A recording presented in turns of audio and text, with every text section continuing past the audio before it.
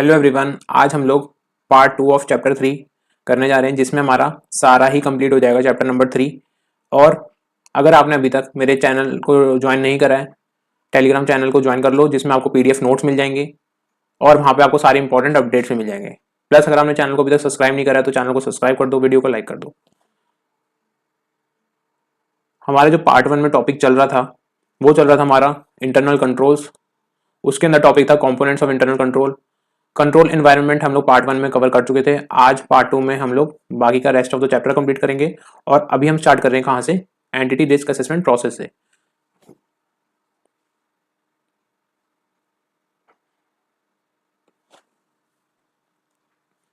तो सबसे पहले आ जाता है एंटिटी रिस्क असेसमेंट प्रोसेस।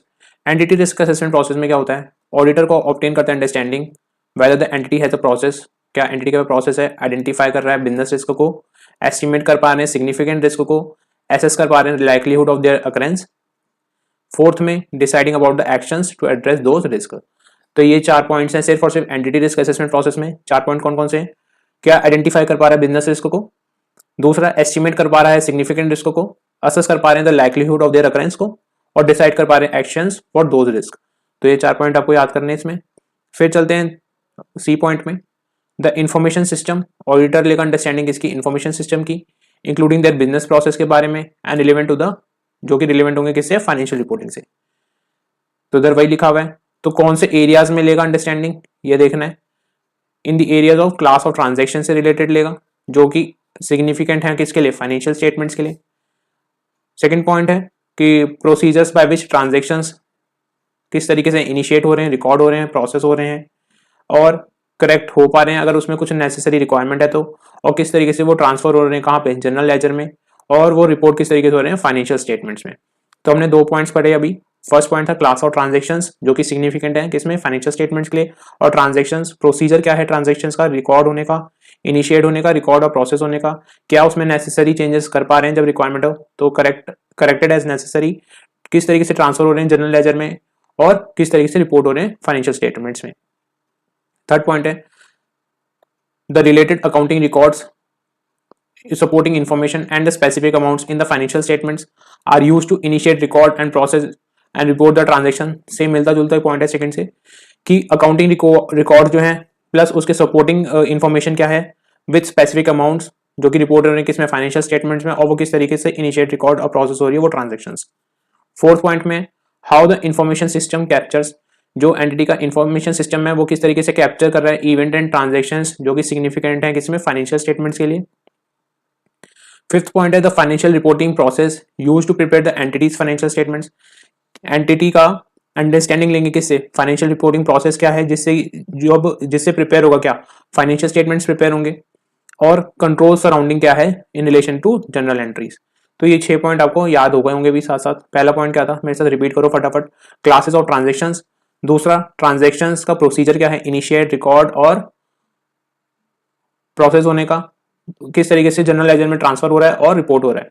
फिर थर्ड पॉइंट था अकाउंटिंग रिकॉर्ड से रिलेटेड, किस तरीके से अकाउंटिंग रिकॉर्ड्स हैं, उसकी सपोर्टिंग इन्फॉर्मेशन क्या है, प्लस उसके स्पेसिफिक अमाउंट्स क्या हैं, और वो ट्रांजेक्शन कैसे इनिशिएट, रिकॉर्ड और प्रोसेस और रिपोर्ट हो रही है। फिर फोर्थ पॉइंट था कि कैसे इन्फॉर्मेशन सिस्टम जो है एंटिटी का वो कैप्चर कर रहा है इवेंट और ट्रांजेक्शन को। फाइनेंशियल रिपोर्टिंग प्रोसेस क्या है जिससे कि फाइनेंशियल स्टेटमेंट्स प्रिपेयर होंगी, और control surrounding over general entries. ठीक है, तो ये 6 पॉइंट याद भी हो गए। फिर आ जाओ control activities. Next component of internal control है कंट्रोल एक्टिविटीज। क्या है? Auditor shall obtain the understanding of the control activities जो कि रिलेवेंट होंगी ऑडिट से। कंट्रोल एक्टिविटीज काफी सारी ऑर्गेनाइजेशन प्रिपेयर करते हैं, बट जो कि रिलेवेंट होंगी ऑडिट से उस पर फोकस करेगा ऑडिटर।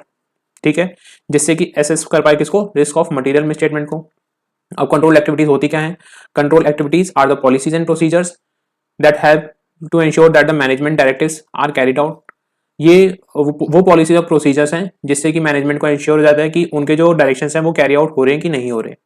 ठीक है, control activities have various objectives. इसके वेरियस ऑब्जेक्टिव्स हो सकते हैं जो कि अप्लाई होते हैं ऑर्गेनाइजेशन में डिफरेंट लेवल्स में और डिफरेंट फंक्शनल लेवल्स पे। ठीक है, अब कंट्रोल एक्टिविटीज जो कि रिलेवेंट है ऑडिट से, policies and procedures relating to performance reviews of actual performance with the budgets. तो क्या कौन से पॉलिसीज एंड प्रोसीजर्स हैं जो कि रिलेट कर रहे हैं किससे? परफॉर्मेंस रिव्यू से। सेकेंड पॉइंट है information processing, for example controls over checking arithmetical accuracy of records.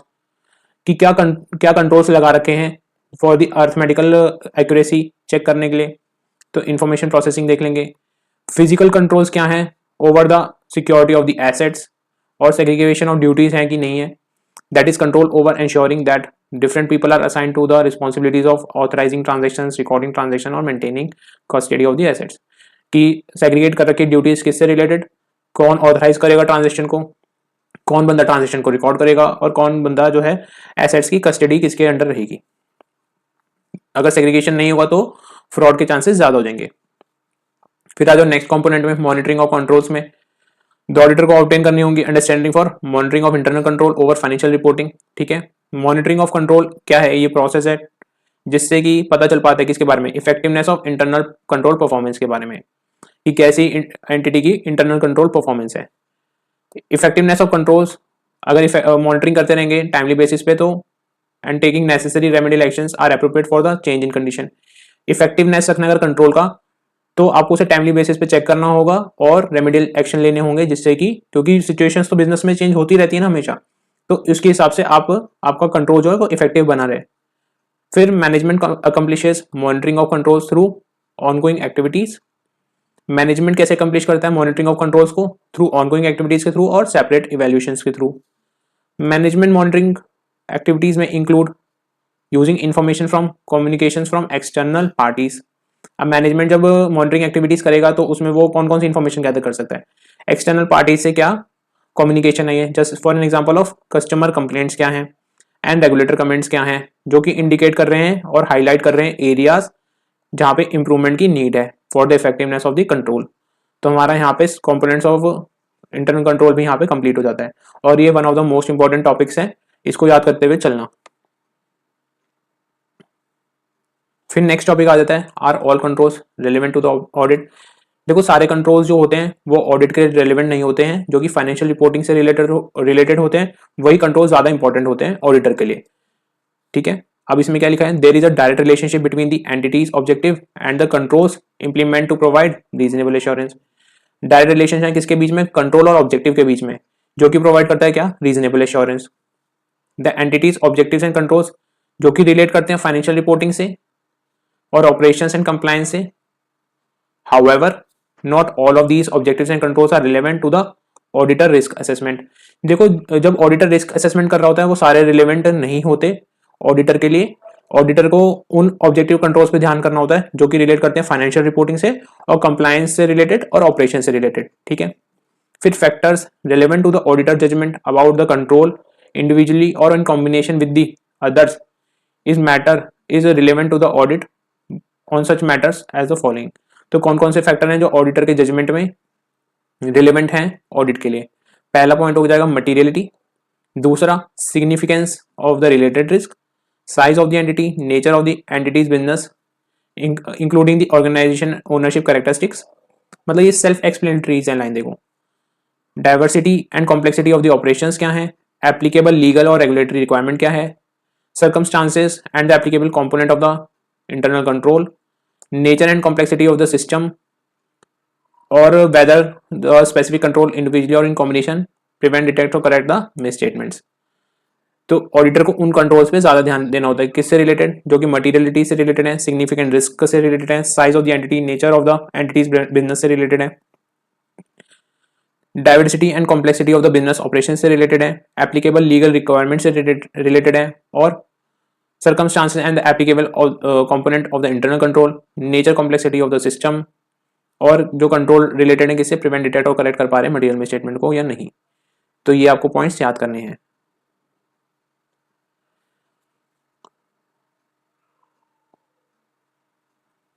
अब बेनिफिट्स क्या है of understanding the internal control. अगर आप इंटरनल कंट्रोल समझ जाते तो उसके बेनिफिट्स क्या होंगे, आइडेंटिफाई कर पाओगे पोटेंशियल मिसस्टेटमेंट के टाइप्स, आइडेंटिफाई कर पाओगे उन फैक्टर्स को जो कि अफेक्ट कर रहे हैं किसको, रिस्क ऑफ मटेरियल मिसस्टेटमेंट को, और डिजाइन कर पाओगे फर्दर ऑडिट प्रोसीजर्स को, designing the nature time extent that is anti of further audit procedures को। तो ये तीन बेनिफिट हो गए। तीन बेनिफिट क्या है फटाफट से बोल दो मेरे साथी। आइडेंटिफाई कर पाएंगे किसको, types of potential misstatement, identify कर पाएंगे उन फैक्टर्स को जो कि अफेक्ट कर रहे हैं किसको, रिस्क ऑफ मटेरियल मिसस्टेटमेंट को, और डिजाइन कर पाएंगे इसको nature time extent of further audit procedures को। अब आ जाते हैं लिमिटेशंस पे। लिमिटेशंस ऑफ इंटरनल कंट्रोल क्या है, internal control can provide only reasonable assurance. Internal control आप कितने भी चेक कर लो, लेकिन वो हमेशा आपको क्या प्रोवाइड करेंगे, रीजनेबल एश्योरेंस प्रोवाइड कर पाएंगे। इंटरनल कंट्रोल कितना भी इफेक्टिव क्यों ना हो, can only provide the reasonable assurance about achieving the entities financial reporting objective. ये क्यों होता है, because of inherent limitations of the internal control की वजह से। आप हमेशा, आप कितने भी कंट्रोल्स लगा लो, लेकिन इनहेरेंट लिमिटेशंस की वजह से हमेशा वो आपको एक रीजनेबल एश्योरेंस दे पाएंगे। Human judgement in decision making, जहां पे ह्यूमन जजमेंट है डिसीजन मेकिंग में, तो वहां पे फॉल्ट तो होगा ही होगा और ब्रेक डाउन होंगे ही होंगे। Realities that human judgement in decision making can be faulty. ठीक है, तो रियलिटी की ह्यूमन जजमेंट होगा अगर डिसीजन मेकिंग में तो फॉल्टी होंगे। And break down in internal control can occur because of human error, और ब्रेक डाउन हो सकते हैं इंटरनल कंट्रोल में बिकॉज ऑफ ह्यूमन एरर की वजह से। तो फर्स्ट पॉइंट था internal control can provide only reasonable assurance और human judgement in decision making है। तो ये आपको 6 पॉइंट्स याद करने हैं, इसके जो टॉप हेडिंग्स है वो याद करनी है, अंदर का मसाला खुद लिख सकते हो। थर्ड पॉइंट है lack of understanding of the purpose. अब जैसे कोई भी कंट्रोल बनाया गया है, मैनेजमेंट ने जो भी कंट्रोल बनाया है, उसके एम्प्लॉयज जो हैं जिन्हें वो कंट्रोल लगाना है, वो उसका पर्पस ही नहीं समझ पा रहे, तो वो क्या अंडरस्टैंडिंग लेंगे, क्या एप्रोप्रिएट एक्शन ले पाएंगे। तो lack of understanding of the purpose. Equally the operation of a control may not be effective नहीं होगा, such as where information produced for the purpose of internal control is not effectively used because of individual responsible for review the information does not understand, जो review कर रहा है वो understand he नहीं कर पा रहा है क्या है पर्पस, और fails to take the appropriate action. तो lack of understanding of the purpose हो गया आपका। कॉल्यूजन अमंग पीपल है, तो इससे क्या होगा, लिमिटेशन हो जाएगा फिर से कंट्रोल में। Controls can be circumvented by the collusion by 2 और more people और inappropriate management override of internal control. Third, judgments by management है, तो भी आपको क्या होगा, लिमिटेशन एक पार्ट हो जाएगा। जहां जजमेंट इन्वॉल्व हो जाती है वहां लिमिटेशन आ ही जाता है automatically. Further, in designing and implementation of control, management में take judgments, management of judgment लेता है on the nature and extent of the controls जो कि इंप्लीमेंट करने हैं, and the nature and extent of the risk chooses to assume. तो जहां पे जजमेंट है तो वहां पे nature extent of the control कौन से इंप्लीमेंट करने हैं वो भी मैनेजमेंट ऑफ जजमेंट के हिसाब से अपने चूज करता है, और एक्सटेंट ऑफ रिस्क के हिसाब से भी चूज करता है, एज्यूम करता है। तो वहां पे क्या हो जाएगा, इनहेरेंट इंटरनल कंट्रोल का लिमिटेशन हो जाएगा। और limitation in case of small entities often has fewer employees, come employees होते हैं, तो सेग्रीगेशन ऑफ ड्यूटीज प्रैक्टिकेबल नहीं है, तो इस वजह से भी आपका लिमिटेशन ऑफ कंट्रोल हो जाएगा, क्योंकि वहां पे फ्रॉड के चांसेस बढ़ जाएंगे। तो हमारे लिमिटेशन ऑफ कंट्रोल भी यहाँ पे कंप्लीट होता है। एक बार फटाफट से सारी हेडिंग्स बोल दो। Internal control can provide only reasonable assurance, human judgement है तो in decision making, lack of understanding the purpose, collusion among the people, अब management judgment by the management, और limitation in case of small entities.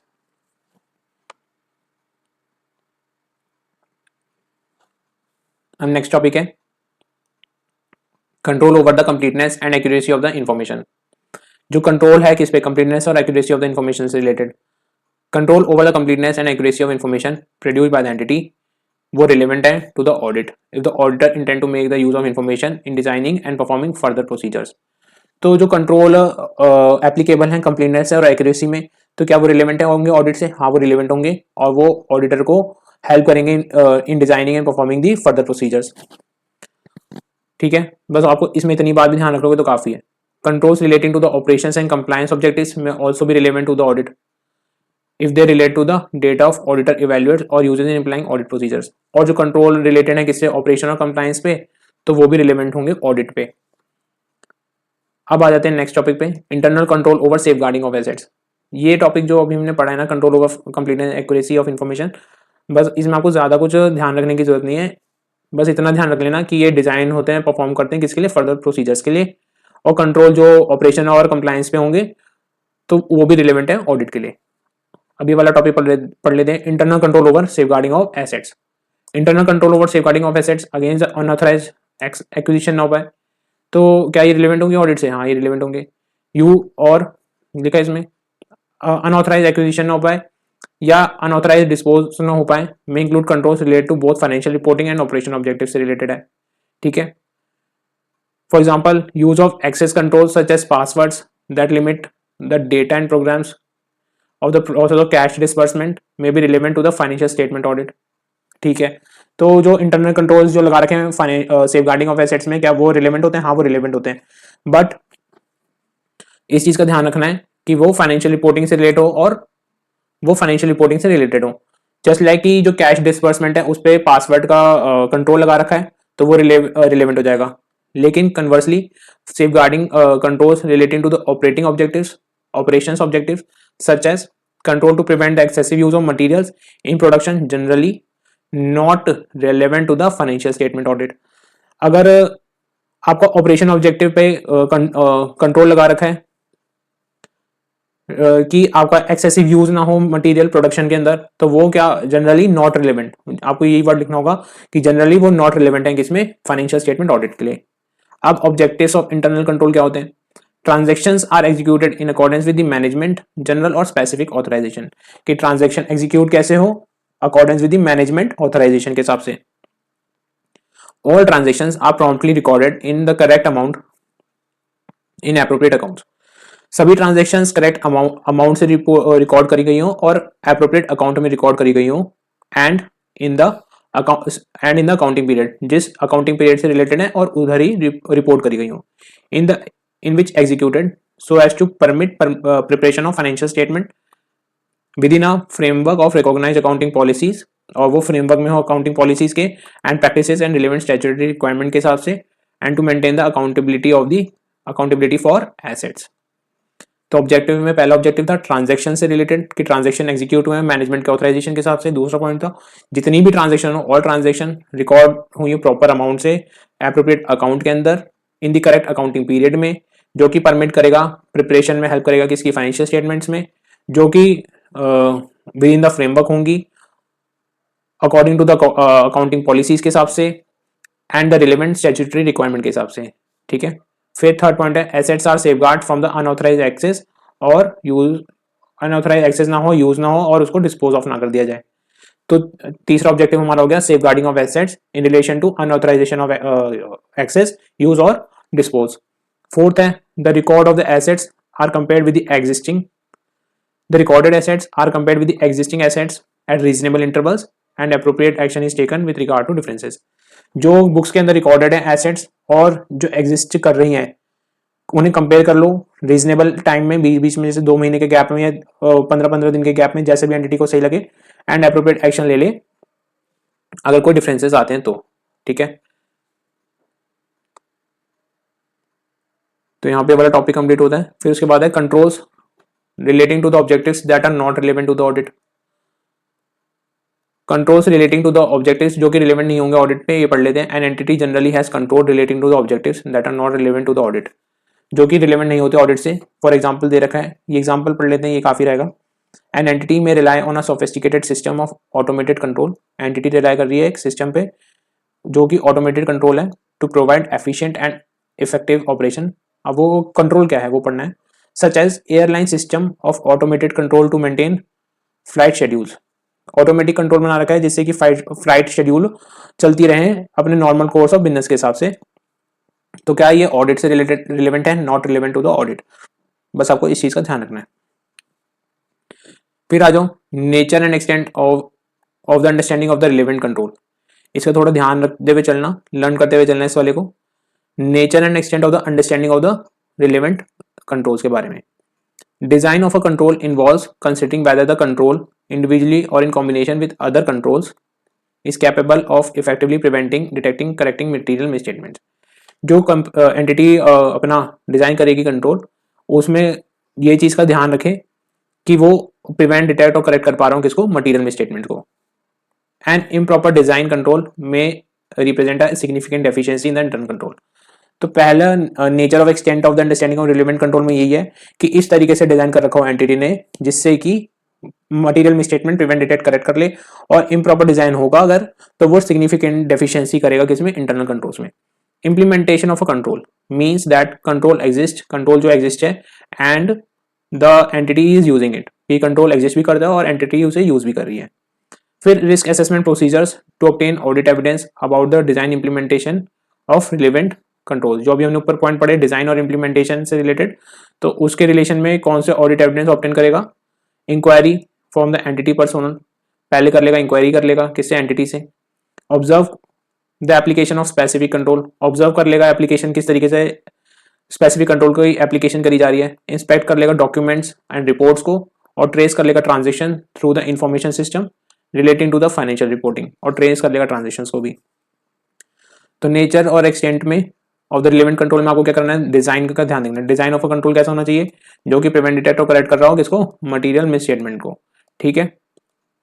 और अगर improperly design करा होगा तो वो सिग्निफिकेंट एफिशिएंसी दिखाएगा किसमें, इंटरनल कंट्रोल के अंदर। इंप्लीमेंटेशन ऑफ कंट्रोल का क्या मतलब होता है कि वो एग्जिस्ट कर रहा हो और एंटिटी उसका यूज कर रही हो उस कंट्रोल को, इंप्लीमेंटेशन ऑफ कंट्रोल को। फिर रिस्क असेसमेंट प्रोसीजर करेगा ऑडिटर, जिससे उसको ऑडिट एविडेंस मिलेंगे अबाउट द डिजाइन, जो अब ऊपर जो हमने पॉइंट्स पढ़े हैं डिजाइन के बारे में और इंप्लीमेंटेशन के बारे में, ठीक है। और उससे रिलेटेड पॉइंट कौन कौन से हैं, इंक्वायरी, फर्स्ट इंक्वायरी करेगा किससे, एंटिटी पर्सोनल से।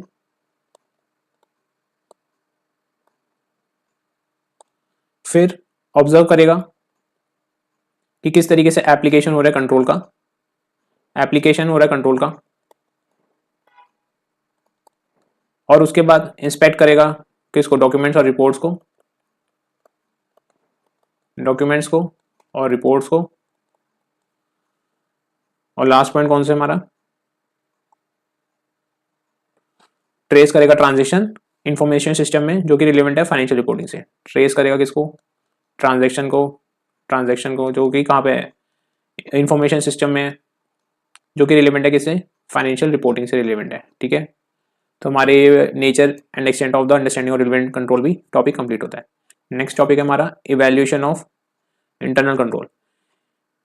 Examination and evaluation of the internal control जो है इंडिस्पेंसिबल पार्ट है ओवरऑल ऑडिट प्रोग्राम का, ठीक है। इंडिस्पेंसिबल पार्ट है किसका, ओवरऑल ऑडिट प्रोग्राम का। The auditor needs reasonable assurance that the accounting system is adequate, जो अकाउंटिंग सिस्टम है वो एडिक्वेट है, तो ऑडिटर को क्या करनी होती है, रीजनेबल एश्योरेंस लेनी होती है। And that all the accounting information should be recorded has B, जो कि रिकॉर्ड होनी थी वो रिकॉर्ड हो गई हैं। तो इसको इसलिए वजह से ऑडिटर क्या करेगा, इवेल्युएट करेगा इसको, कंट्रोल सिस्टम को। Benefits of review of the internal control one of the most important question है, तो इसको भी याद करना है अभी के अभी आपको। पहला है errors and fraud are located in business operation. क्या एरर्स और फ्रॉड लोकेटेड है बिजनेस ऑपरेशन में, जो आईसी सिस्टम है वो यूज है operating as plan by the management. Third point है internal auditing department is operating effectively, अगर ऑर्गेनाइजेशन में इंटरनल ऑडिट डिपार्टमेंट है तो वो ऑपरेट कर रहा है effectively. IC safeguarding the assets, ठीक है। IC ensures correct recording of the transaction, क्या इंटरनल कंट्रोल जो है whether the internal control correct तरीके से रिकॉर्डिंग कर पा रहा है ट्रांजेक्शन या नहीं। फिर reports and records and the certificates issued by the management, क्या वो रिलायबल हैं, तो इसलिए इन सब चीज़ों का रिव्यू करना जरूरी है। Extend and depth examination of different areas of accounting, application of appropriate audit technique and audit procedure in the given circumstances, area where internal control is weak or excessive, suggestions can be given to improve the IC system। अब main बात है इसको याद करने की, points तो आपको समझ में आ गए होंगे, कुछ ऐसा हार्ड एंड फास्ट नहीं था इसमें।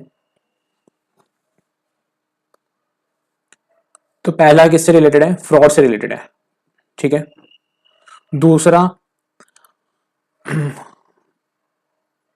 हमारे जो नेक्स्ट 4 हैं वो हमारे इंटरनल कंट्रोल और इंटरनल ऑडिट डिपार्टमेंट से रिलेटेड है। तो आईसी सिस्टम क्या है, यूज में है कि एंड ऑपरेटिंग, ठीक है।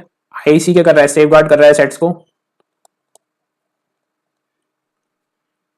और आईसी क्या कर रहा है, रिकॉर्ड कर रहा है क्या, ट्रांजेक्शन्स को, करेक्ट रिकॉर्ड कर रहा है ट्रांजेक्शन्स को, ठीक है।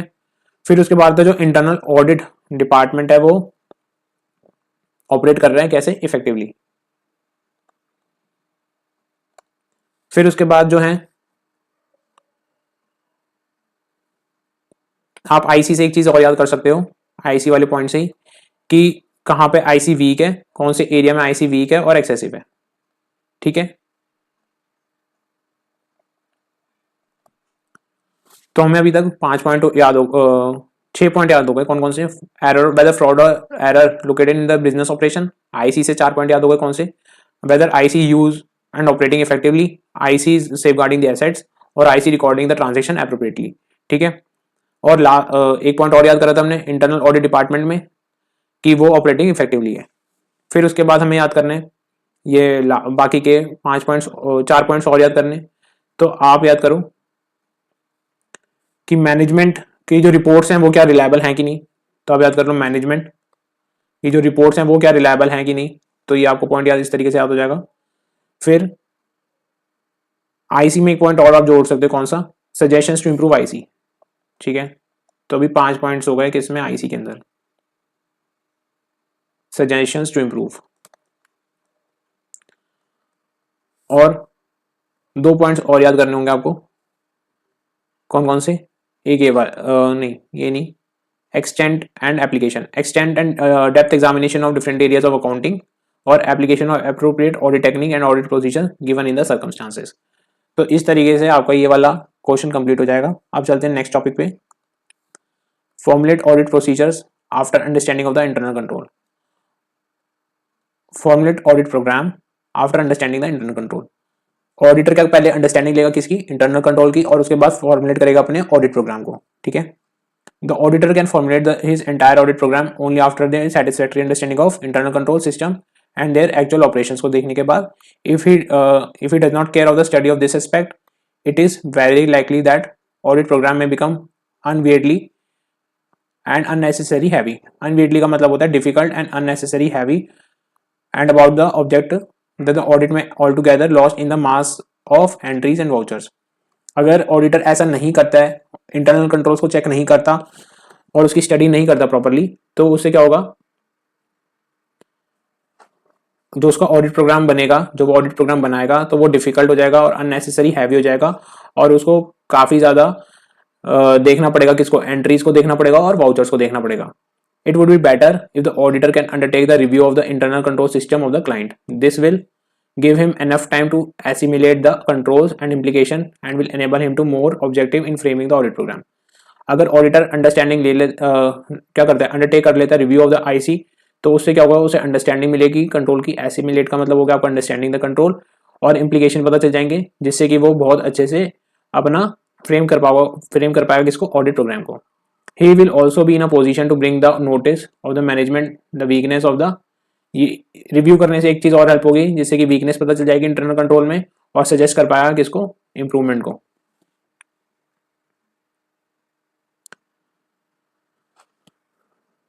इन a situation where internal controls are considered weak in some areas, he might extend certain test to cover large number of transactions. जहां पे अगर लगेगा इंटरनल कंट्रोल्स किसी पर्टिकुलर एस्पेक्ट पे वीक है, तो वहां पे ऑडिटर क्या करेगा, अपने टेस्ट को लार्ज कर देगा और नंबर ऑफ ट्रांजेक्शन को ज्यादा चेक करेगा, और इन कंपैरिजन टू जहाँ पे उसे नेसेसरी सेटिस्फेक्शन मिला है। ठीक है, फॉर एग्जांपल इफ इट है satisfied with internal control on sales and trade receivables, अगर वो सेटिस्फाई हो जाता है सेल और ट्रेड रिसीवेबल से, उसके रिलेटेड जो कंट्रोल है उनसे, तो auditor can get trade receivable balance at almost any time reasonably close to the balance sheet date. तो ऑडिटर क्या करेगा, बैलेंस शीट डेट के आसपास ही उनसे कंफर्मेशन ले लेगा।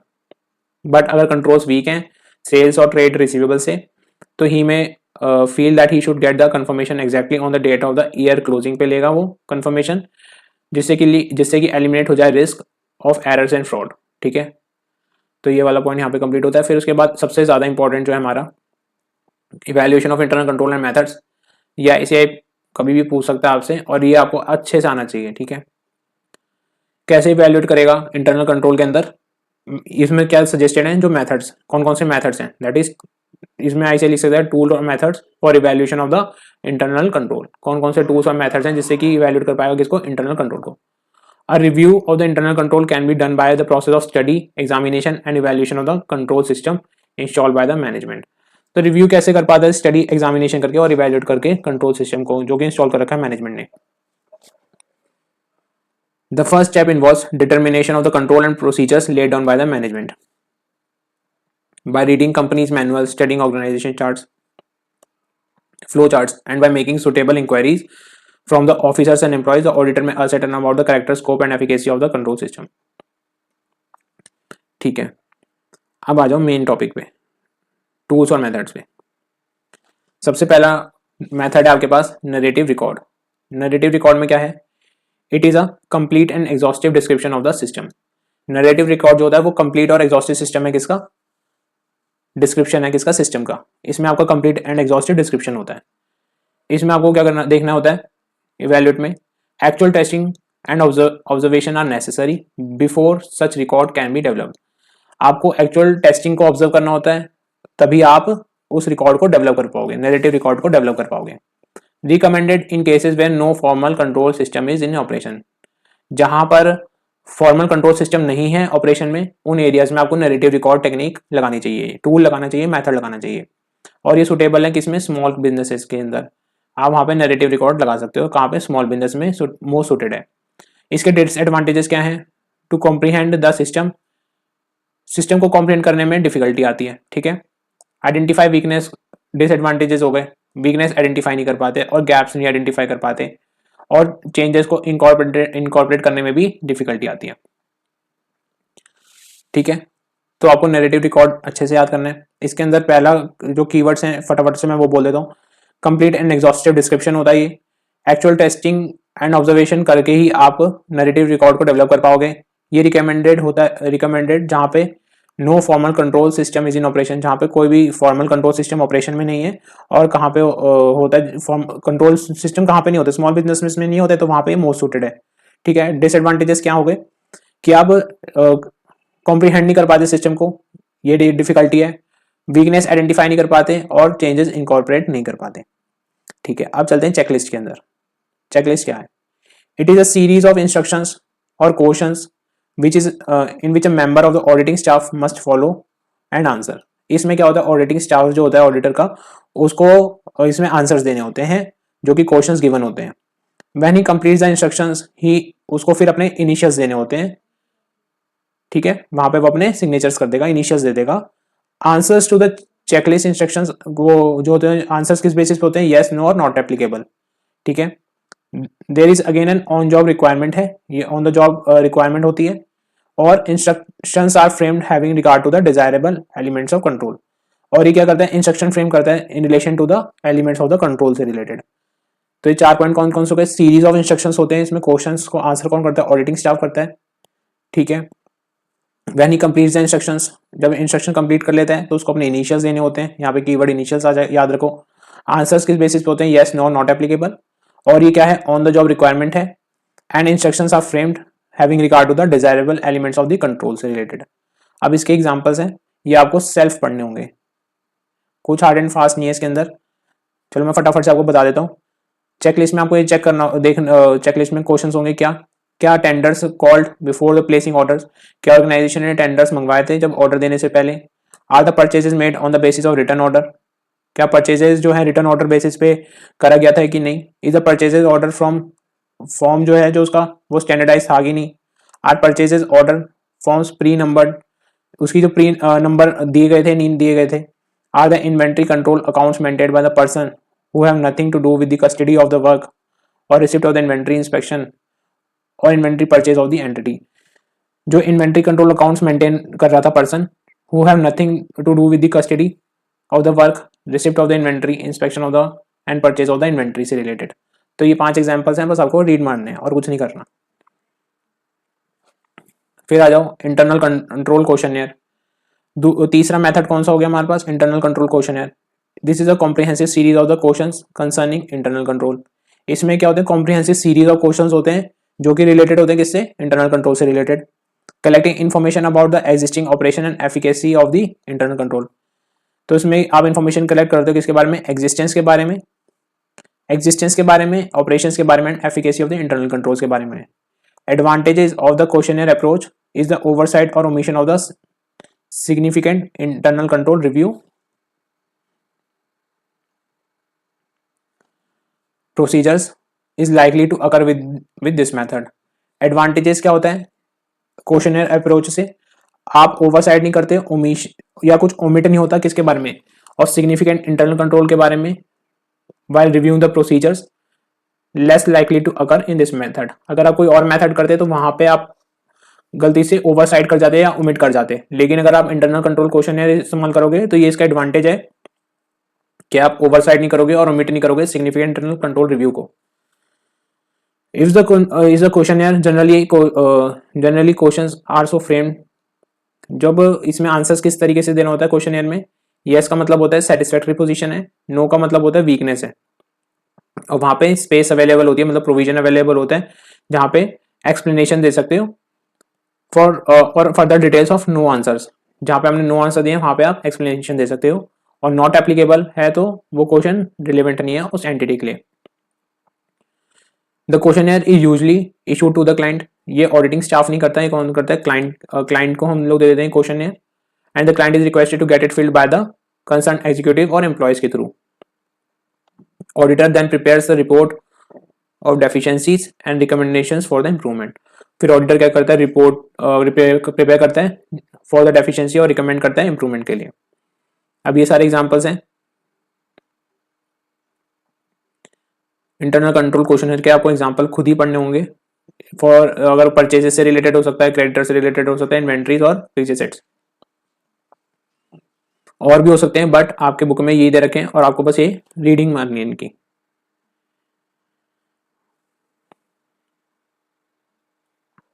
फिर आ जाओ फ्लो चार्ट में, लास्ट मेथड और टूल जो है हमारा। फ्लो चार्ट में होता है ग्राफिक रिप्रेजेंटेशन होती है of each and every part of the companies system of internal control. Graphic representation तरीके से कंपनी के इंटरनल कंट्रोल सिस्टम के बारे में पता चलता है।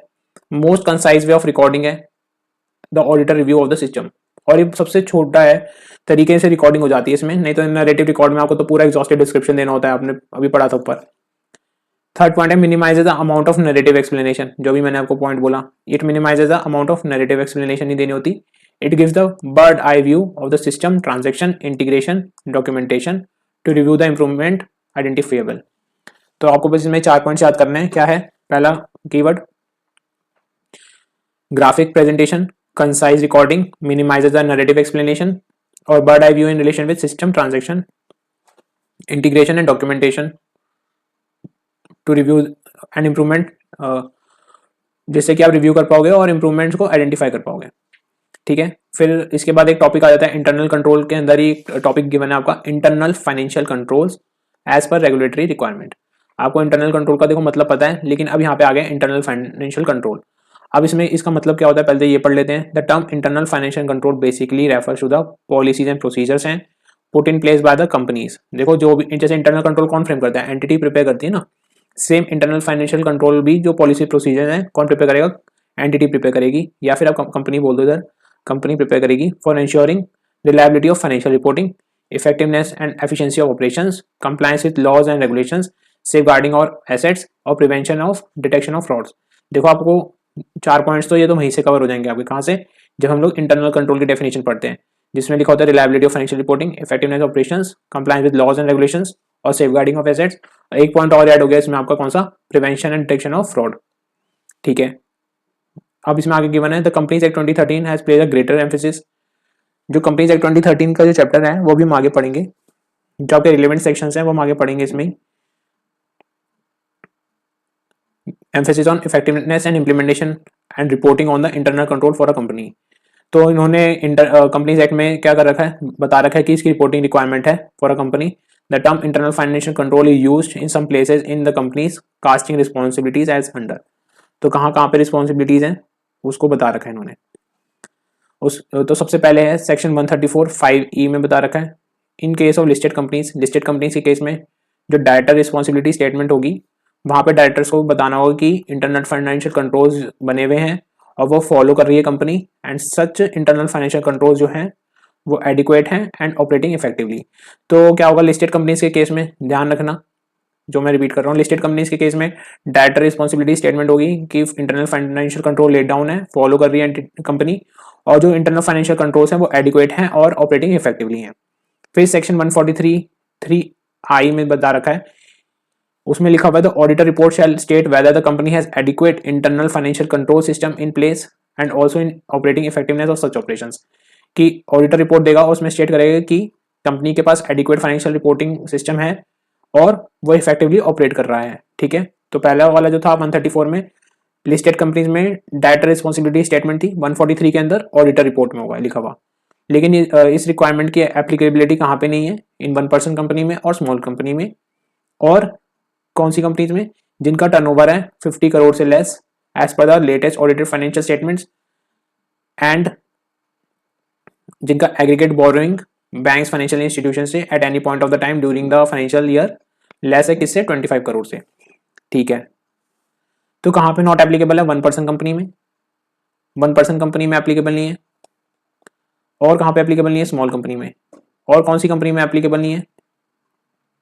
जिनका टर्नओवर 50 करोड़ से लेस है, 50 करोड़ से लेस है as per the latest audited financial statements. और एंड लगा हुआ है बीच में, ध्यान रखना। एंड यहाँ पे लिखा हुआ है देखो, and aggregate borings, aggregate borings जो है वो ईयरली देखी जाती है। इसमें लिखा हुआ है जैसे eight any point of time during the financial year is less than है किससे? 25 करोड़ से। ठीक है, अब नेक्स्ट पॉइंट पे चलते हैं। सेक्शन 177(4)(7) ऑफ द एक्ट में क्या दे रखा है? Every audit committee shall in accordance with the terms of the reference, specify करना होगा राइटिंग में। अगर किसी कंपनी में ऑडिट कमेटी का केस है तो उन्हें ऑडिट कमेटी को स्पेसिफाई करना होगा राइटिंग में by the board which shall include evaluation of the internal controls. Evaluation क्या कर रहे हैं उन्होंने इंटरनल कंट्रोल्स पे, एंड रिस्क मैनेजमेंट सिस्टम क्या है। ठीक है, फिर आ जाओ नेक्स्ट पे सेक्शन 149(8) में। इसमें क्या गिवन है? The company and independent directors shall abide by the provisions in the schedule 4 which laid down the code of independent directors. जो कंपनी और इंडिपेंडेंट डायरेक्टर्स होते हैं उन पे ये प्रोविजन मैंडेटरी है, जिसमें शेड्यूल 4 में बताया कोड ऑफ इंडिपेंडेंट डायरेक्टर्स पे। As per this code the role and functions of the independent directors जो है इंक्लूड सेटिस्फाई देमसेल्फ, कि इंडिपेंडेंट डायरेक्टर सेटिस्फाई कर लें अपने आप को on the integrity of the financial information and financial controls and the system of risk management are robust and defensible. कि integrity वो अपने आप को सेटिस्फाई कर लें, कौन? इंडिपेंडेंट डायरेक्टर अपने आप को सेटिस्फाई कर लें किससे रिलेटेड? इंटीग्रिटी से रिलेटेड और फाइनेंशियल कंट्रोल से रिलेटेड। और जो क्या सिस्टम बना हुआ है रिस्क मैनेजमेंट का, क्या वो रोबस्ट हैं और डिफेंसिबल हैं कि नहीं, इस चीज से अपने आप को सेटिस्फाई कर लें। फिर लिखा हुआ है प्राइमरी रिस्पॉन्सिबिलिटी किसकी है? डायरेक्टर्स एंड मैनेजमेंट की है। Are primary responsible of implementing and maintaining the effective internal control framework and auditors are expected to evaluate, validate and report on the design, operatingness and effectiveness of the internal financial control। तो auditor को क्या बस करना है? Evaluate करना है, validate देखना है और रिपोर्ट करना है। ठीक है, इसका शॉर्टकट की मैंने बना दी ईवीआर, तो इस चीज को ध्यान रखना। यहाँ पे हमारा इंटरनल कंट्रोल्स के सारे पॉइंट्स कंप्लीट हो जाएंगे। फिर नेक्स्ट हमारा आ जाएगा SA 330। द इसका पूरा नाम है the auditor response to assess the risk. अब हम इसे पढ़ेंगे।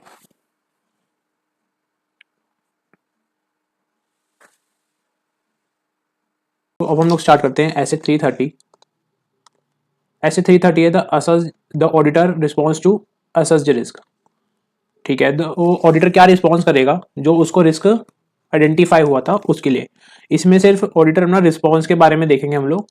हमने जब SA 315 पढ़ा था तो उसमें हमने पढ़ा था रिस्क असेसमेंट प्रोसीजर्स करता है ऑडिटर। इसका क्या मतलब होता है? ऑडिटर अंडरस्टैंडिंग लेता है किसकी? एंटिटी की लेता है, और एनवायरनमेंट की अंडरस्टैंडिंग लेता है, और इंटरनल कंट्रोल्स की, टू आइडेंटिफाई एंड असेस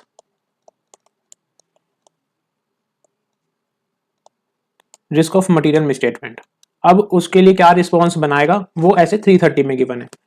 तो SA 330 में response auditor by test of controls, जो जिसको हम अगर आप कहीं और पे भी वर्ड पढ़ोगे तो वहां पे लिखा हुआ हो सकता है कंप्लायंस प्रोसीजर्स, उसको हम टेस्ट ऑफ कंट्रोल्स बोल देंगे। और दूसरा सब्सटेंसिव प्रोसीजर्स के थ्रू रिस्पॉन्ड करता है ऑडिटर। तो यहाँ पे दो डेफिनेशन सबसे पहले इंपॉर्टेंट है हमारी, क्या? टेस्ट ऑफ कंट्रोल्स की और सब्सटेंसिव प्रोसीजर्स की। अब टेस्ट ऑफ कंट्रोल क्या है? An audit procedures design to evaluate operating effectiveness of controls in preventing, detecting और correcting material misstatement at the assertion level. Auditor उस तरीके से ऑडिट प्रोसीजर डिजाइन और इवैल्यूएट करेगा, डिजाइन करेगा जिससे कि वो इवैल्यूएट कर पाए क्या? इफेक्टिवनेस ऑफ जो एंटिटी ने कंट्रोल्स बना रहे हैं उन्हें, क्या वो प्रिवेंट, डिटेक्ट और करेक्ट कर पा रहे हैं मटेरियल मिसस्टेटमेंट्स को एट द असर्शन लेवल। फिर उसके बाद आ जाओ सब्सटेंसिव प्रोसीजर्स क्या होते हैं? Audit procedures designed to detect material misstatement at the assertion level. Auditor audit procedure design करेगा इस तरीके से जिससे कि वो डिटेक्ट कर पाए किसको? मटेरियल मिसस्टेटमेंट्स को एट द असर्शन लेवल पे। अब असर्शन लेवल पे भी दो चीजें होती हैं, क्या क्या? ऑडिटर क्या परफॉर्म करेगा? टेस्ट ऑफ डिटेल्स, और या फिर सब्सटेंटिव एनालिटिकल प्रोसीजर्स, या इन दोनों को वो हम आगे डिटेल में पढ़ लेंगे। अब सबसे पहले आ जाओ किस पे? टेस्ट ऑफ कंट्रोल पे। After understanding the internal control system, the auditor needs to examine whether and how far the same is actually in operation। तो जब ऑडिटर ने अंडरस्टैंडिंग ले ली किसकी, इंटरनल कंट्रोल की, तो अब ऑडिटर उसको क्या करेगा, एग्जामिन करेगा और देखेगा कि क्या वो एक्चुअली में ऑपरेशन में है भी या नहीं है। For this he resorts to actual testing of the system is in operation. तो वो उसकी क्या करेगा, एक्चुअल टेस्टिंग करेगा किसकी, इंटरनल कंट्रोल्स की। This he does on a selective basis. वो इंटरनल कंट्रोल्स काफी सारे होते हैं जो रिलेवेंट है उनकी टेस्टिंग करेगा और वो भी सिलेक्टिव बेसिस पे करेगा। He can plan this testing in such a manner that all the important areas are covered in a period of 3 years। तो अगर आपसे हो भी सकता है एमसीक्यू में पूछ लिया जाए कि जो जो इंपॉर्टेंट एरियाज होते हैं इंटरनल कंट्रोल टेस्टिंग वेरे, तो ऑडिटर उन्हें कब तक कवर कर ले, इन अ पीरियड ऑफ 3 years। इस चीज को माइंड में ध्यान रख के चलना। फिर आ जाओ, test controls are performed. Test control perform करे जाते हैं to obtain audit evidence about the effectiveness of design of accounting and internal control system. Test control जो होते हैं परफॉर्म इसलिए करे जाते हैं जिससे कि ऑडिटर को ऑडिट एविडेंस मिल जाए, किससे रिलेटेड, इफेक्टिवनेस से रिलेटेड। इफेक्टिवनेस किससे रिलेटेड, जो अकाउंटिंग सिस्टम से रिलेटेड और इंटरनल कंट्रोल सिस्टम से रिलेटेड। और दूसरा पॉइंट है operation of the internal control through out the period, और जो किस तरीके से ऑपरेट हो रहा है internal control through out the period. ठीक है, इन दो की ऑडिट एविडेंस लेने के चक्कर में ऑडिटर क्या करेगा, टेस्ट ऑफ कंट्रोल को परफॉर्म करेगा। फिर है while obtaining audit evidence about the effective operation of internal control the auditor consider how they were applied। फिर ऑडिटर देखेगा किस तरीके से अप्लाई करी जा रहे हैं, कंसिस्टेंसी क्या है इनके एप्लीकेशन की, and whom they were applied, और ये कौन अप्लाई कर रहा है।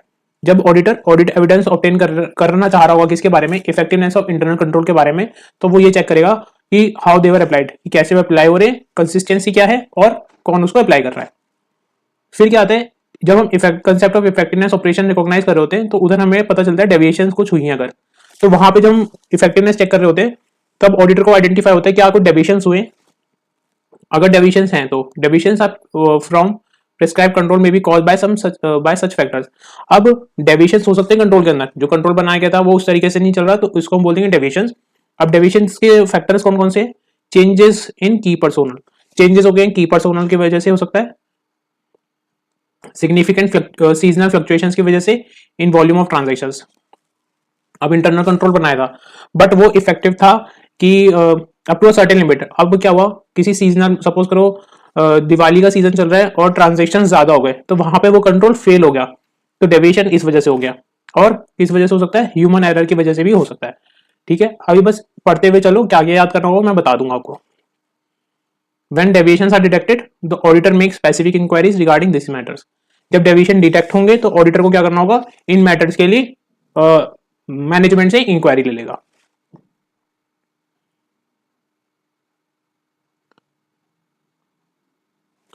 उसके आगे लिखा हुआ है, based on the results of the test of control the auditor should evaluate whether the internal controls are designed and operating as contemplated in preliminary assessment of the control risk।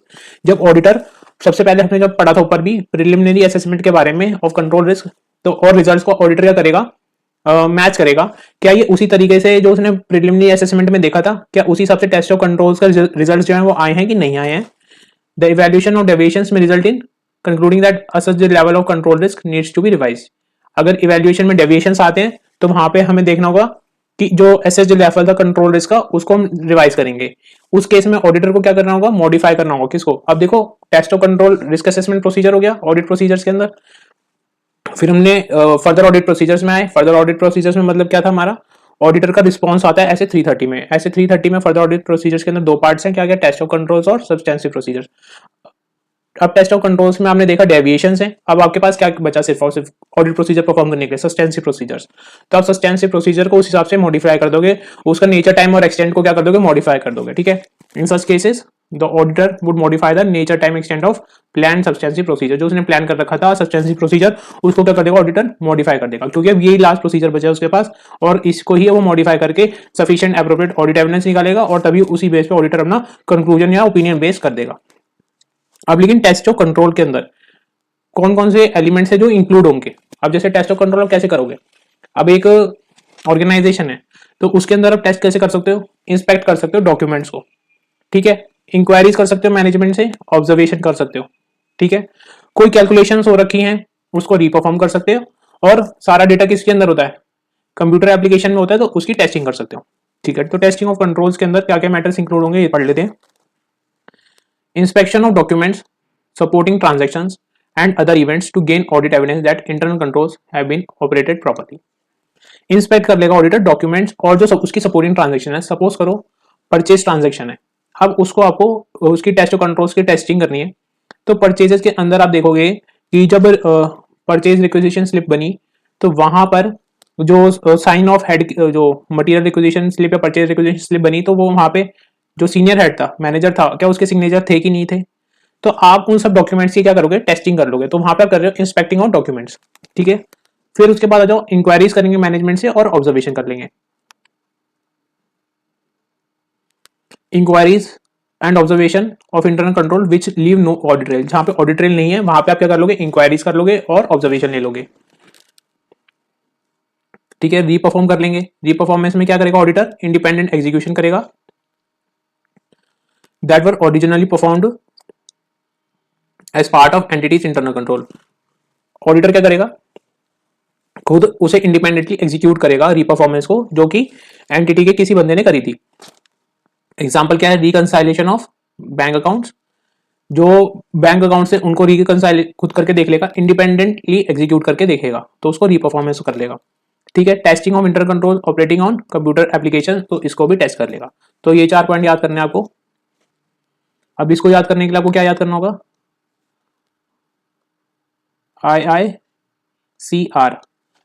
First से inspection, आई से inquiry and observation, फिर सी से computer application, are से reperformance. IICR।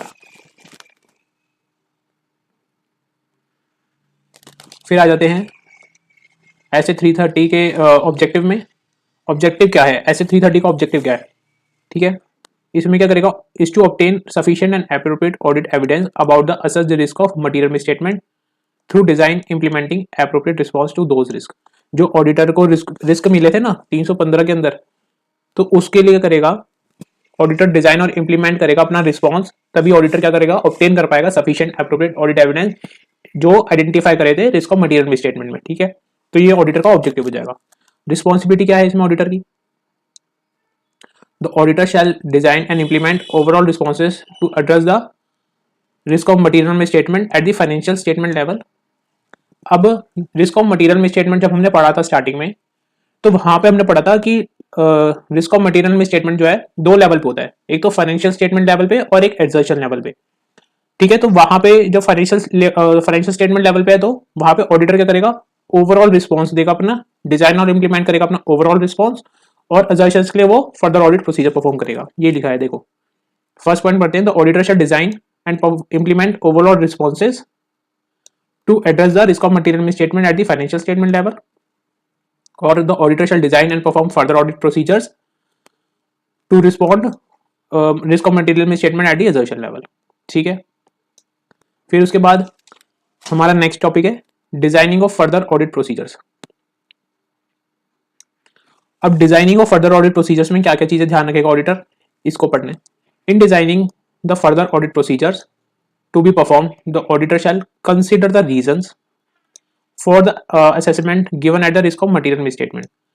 तो reasons को consider करके चलेगा जो उसने identify करे थे risk of material misstatement level पे। तो वहां पे हमने identify करा था risk of material misstatement एक तो inherent risk पे और control risk पे, ठीक है। तो यहाँ पे ये लिखा हुआ है the likelihood of the material misstatement due to particular characteristic of the relevant class of transaction, account balance और disclosure, that is inherent risk, the likelihood of the material misstatement। तो एक तो ये हो जाएगा। दूसरा, whether the risk assessment takes into account the relevant controls, that is control risk, thereby requiring auditor to obtain audit evidence to determine whether the controls are operating effectively। और auditor क्या करेगा? कंट्रोल रिस्क को भी ध्यान में रख के चलेगा, जिससे ऑडिटर क्या ऑडिट एविडेंस ऑब्टेन करेगा कि क्या जो कंट्रोल्स है वो ऑपरेट कर रहे हैं इफेक्टिवली या नहीं ऑपरेट कर रहे हैं। और उसके लिए क्या करना पड़ेगा ऑडिटर को? फर्दर ऑडिट प्रोसीजर में मोर परसुएसिव ऑडिट एविडेंस ऑब्टेन करेंगे वहां जहां पर रिस्क असेसमेंट जो है हाई है। और ये लिखा है obtain more persuasive audit evidence the higher the auditor assessment of risk, ठीक है। तो ये हमारा यहाँ पे designing of further audit procedures में क्या होता है? कंसीडर करेंगे रीजंस को जो for the assessment of risk of material misstatement, risk of material misstatement at IR और CR। तो IR के लिए क्या हो जाएगा? The likelihood of the material misstatement, due to particular characteristic of the assertion, that is class of transaction और account balance और disclosure. Second point में आपको लिखना है whether the risk assessment takes into account the relevant controls, जो कि किसे क्या बोल देंगे, control risk. Thereby requiring auditor को क्या करने होंगे, मोर ऑडिट एविडेंस ऑब्टेन करने पड़ेंगे कि कंट्रोल जो इफेक्टिवली वर्क कर रहे हैं नहीं कर रहे, और इसके लिए मोर परसुएसिव ऑडिट एविडेंस ऑब्टेन करने पड़ेंगे जहां पे ऑडिटर को लगेगा कि उसका रिस्क असेसमेंट जो है वो हाई है। ठीक है, फिर उसके बाद चलते हैं नेक्स्ट पे, the auditor shall design and perform test of control to obtain sufficient appropriate audit evidence as to the operating effectiveness of the relevant controls. तो यहाँ पे हम लोग क्या देखेंगे, उन सर्कमस्टांसेस के बारे में देखेंगे जहां पे ऑडिटर को टेस्ट ऑफ कंट्रोल परफॉर्म करना होगा और उसी के बेस पे सफिशिएंट एप्रोप्रिएट ऑडिट एविडेंस लेना है। अगर ऑडिटर सपोज करो टेस्ट ऑफ कंट्रोल पे रिलाई कर रहा है, तो ऑडिटर को क्या उसको इफेक्टिवली चेक करना है कि नहीं कर रहा, हाँ करना है। और जहां पे ऑडिटर को ये लग रहा है कि वो सब्सटेंसिव ऑडिट प्रोसीजर से ऑडिट एविडेंस ऑब्टेन नहीं कर पाएगा, तो क्या वहां पे भी ऑडिटर को टेस्ट ऑफ कंट्रोल्स को ज्यादा चेक करना है नहीं करना, करना है। तो यहाँ पे ये लिखा हुआ है, the auditor assessment of risk of material misstatement decision level includes an expectation that the controls are operating effectively or where the substantive procedure alone cannot provide sufficient appropriate audit evidence at the assertion level. In designing and performing the test on control, the auditor shall obtain more persuasive evidence the greater the reliance the auditor places on the effectiveness of the control. जितना auditor rely करना चाह रहा है ना test of control पे, उतना ही auditor को मोर persuasive audit evidence लेने पड़ेंगे इन regarding of effectiveness of control. ठीक है, फिर आ जाओ, अब टेस्ट ऑफ कंट्रोल्स में हम लोग ये पढ़ेंगे नेचर क्या है टेस्ट ऑफ कंट्रोल का, एक्सटेंट ऑफ द कंट्रोल और timing of test of control, और जो छोटे मोटे टॉपिक्स होंगे वो भी। Nature and extent of the controls test of controls में आ जाएगा, in designing and performing test of control the auditor shall perform other audit procedures in combination with inquiry to obtain audit evidence about the operation effectiveness of control including.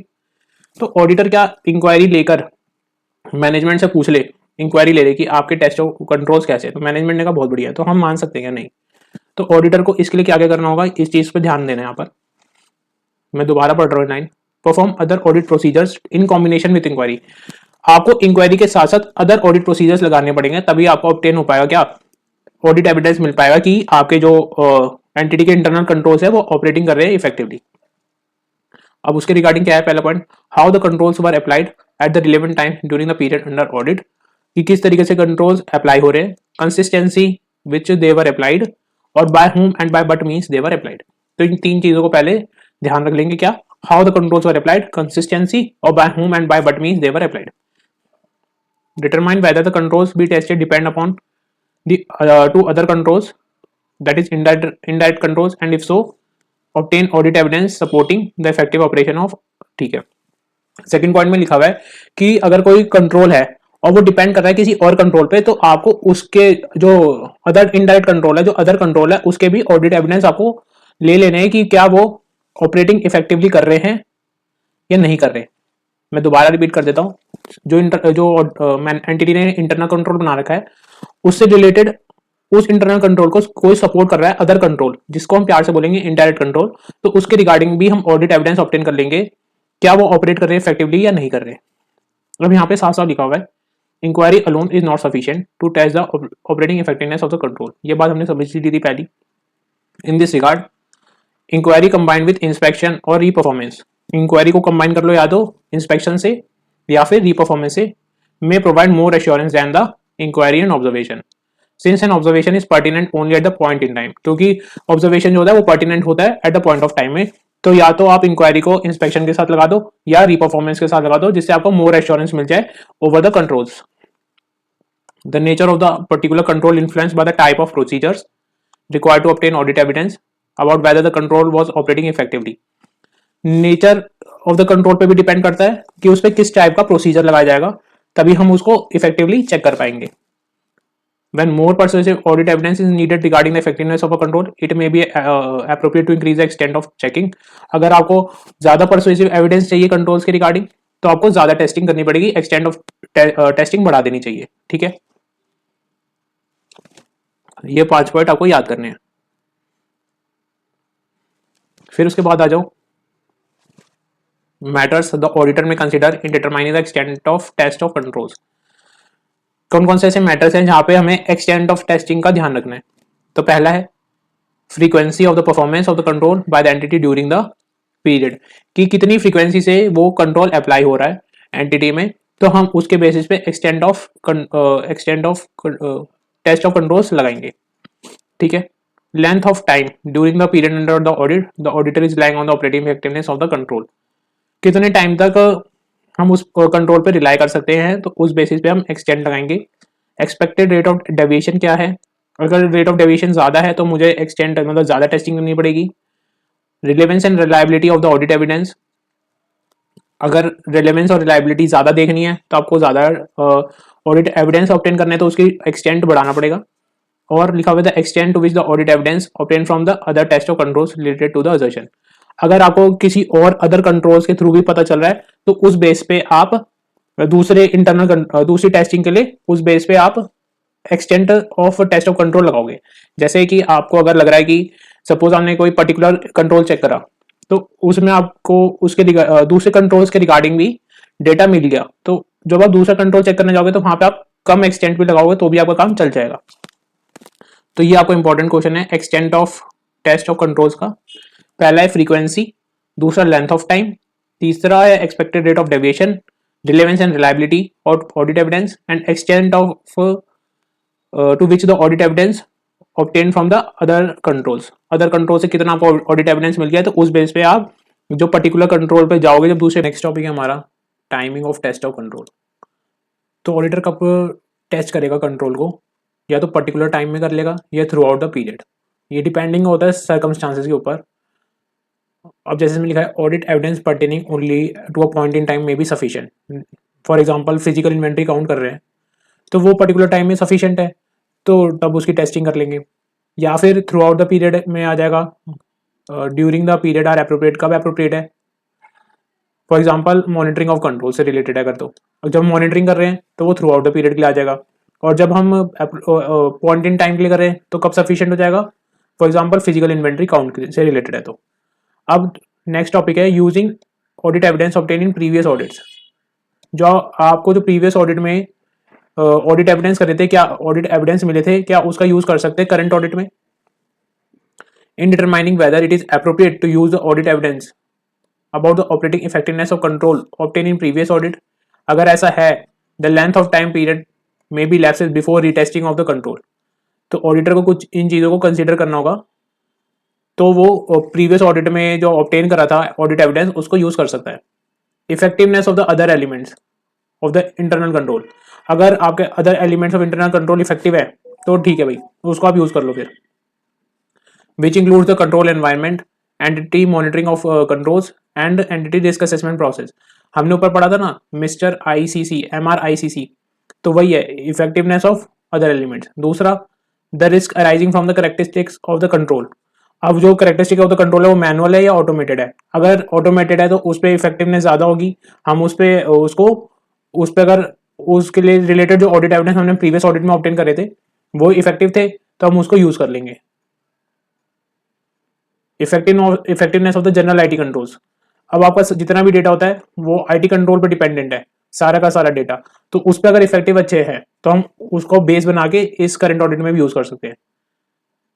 फिर the effectiveness of the control and its application by the entity including the nature and extent of the deviation noted in the previous audit, अगर आपका जो control था जो entity use कर रही थी उससे उसमें डेविएशंस थे जो कि प्रीवियस ऑडिट में नोट कर लिए गए थे, तो क्या मैं उसको इस बार यूज कर पाऊंगा एज एन ऑडिट एविडेंस, नहीं यूज कर पाऊंगा।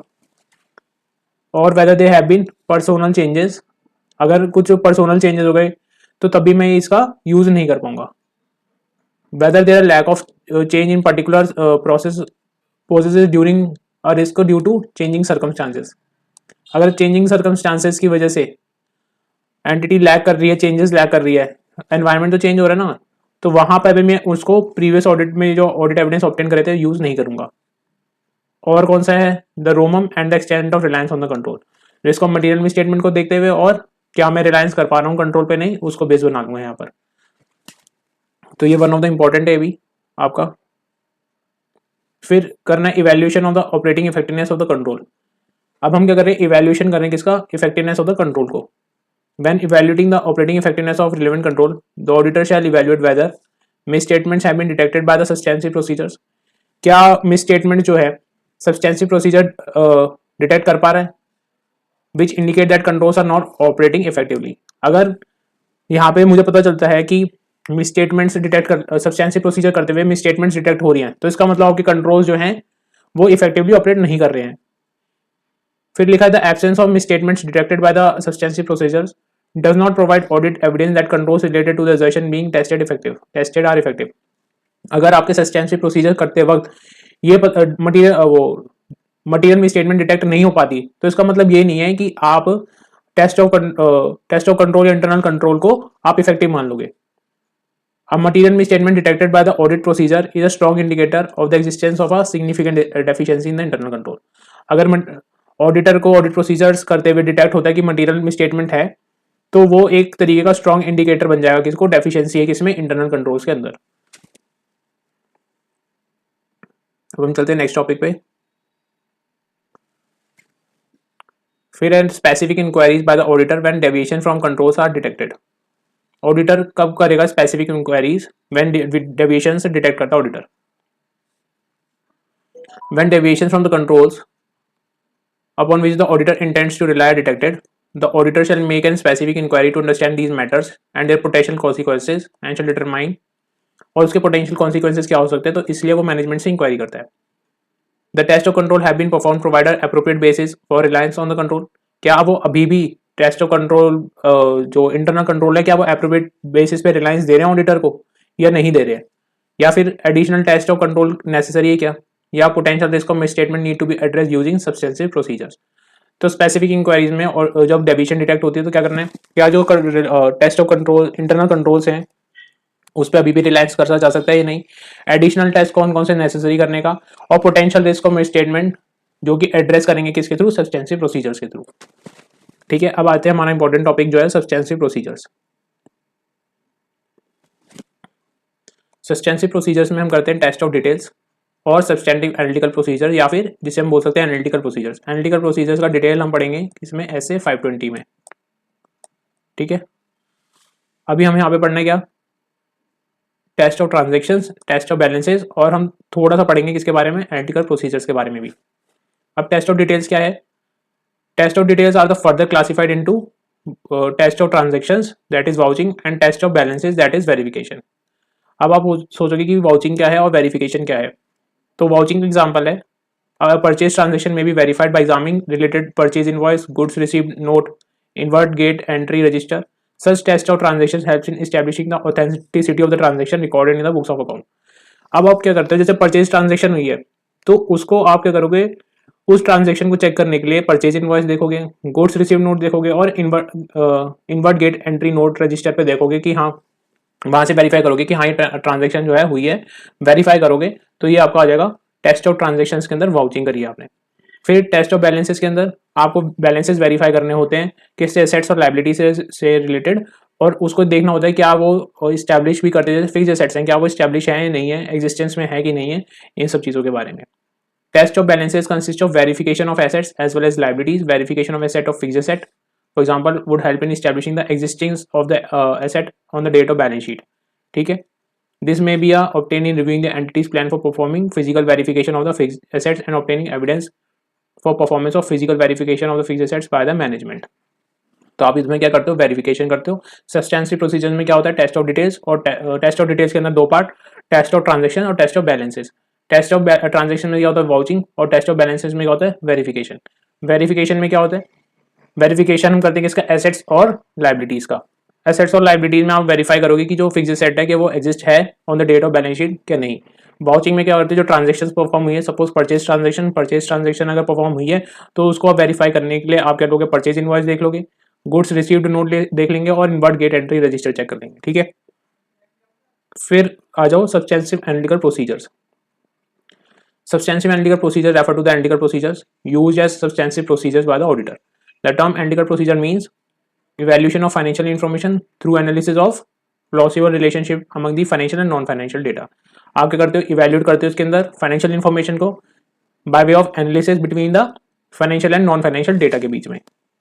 Analytical procedures encompasses investigation as it is necessary to identify the fluctuations and that are inconsistent with the other relevant information or from expected values by a significant amount.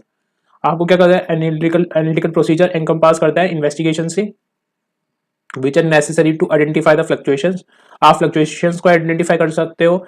Inconsistency जो है other information का, उसके साथ आपको information gather हो जाती है. अब एनालिटिकल प्रोसीजर्स क्या है, involve that is prediction of total rent income. आप टोटल रेंट इनकम निकालते हो किस पे, on a building divided into apartments taking rental rates के थ्रू और number of apartments and vacancy rates के थ्रू.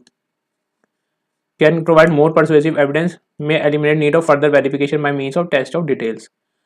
ठीक है, तो आप क्या करते हो कि आपको क्या करना है, रेंटल इनकम निकालनी है. तो आपने रेंटल इनकम निकाली किस बेसिस पे, रेंट रेट को ध्यान में रखते हुए नंबर ऑफ अपार्टमेंट्स कितने हैं वहां पर और वैकेंसी रेट क्या है, इस बेसिस पे आपने अपना क्या निकाल लिया, सब्सटेंसिव एनालिटिकल प्रोसीजर्स करके रेंटल इनकम निकाली. तो आपको अगर इस बेस पे डेटा सही लग रहा है तो आपको इसके अंदर टेस्ट ऑफ डिटेल करने की जरूरत नहीं है, मतलब वाउचिंग और वेरिफिकेशन करने की जरूरत नहीं है.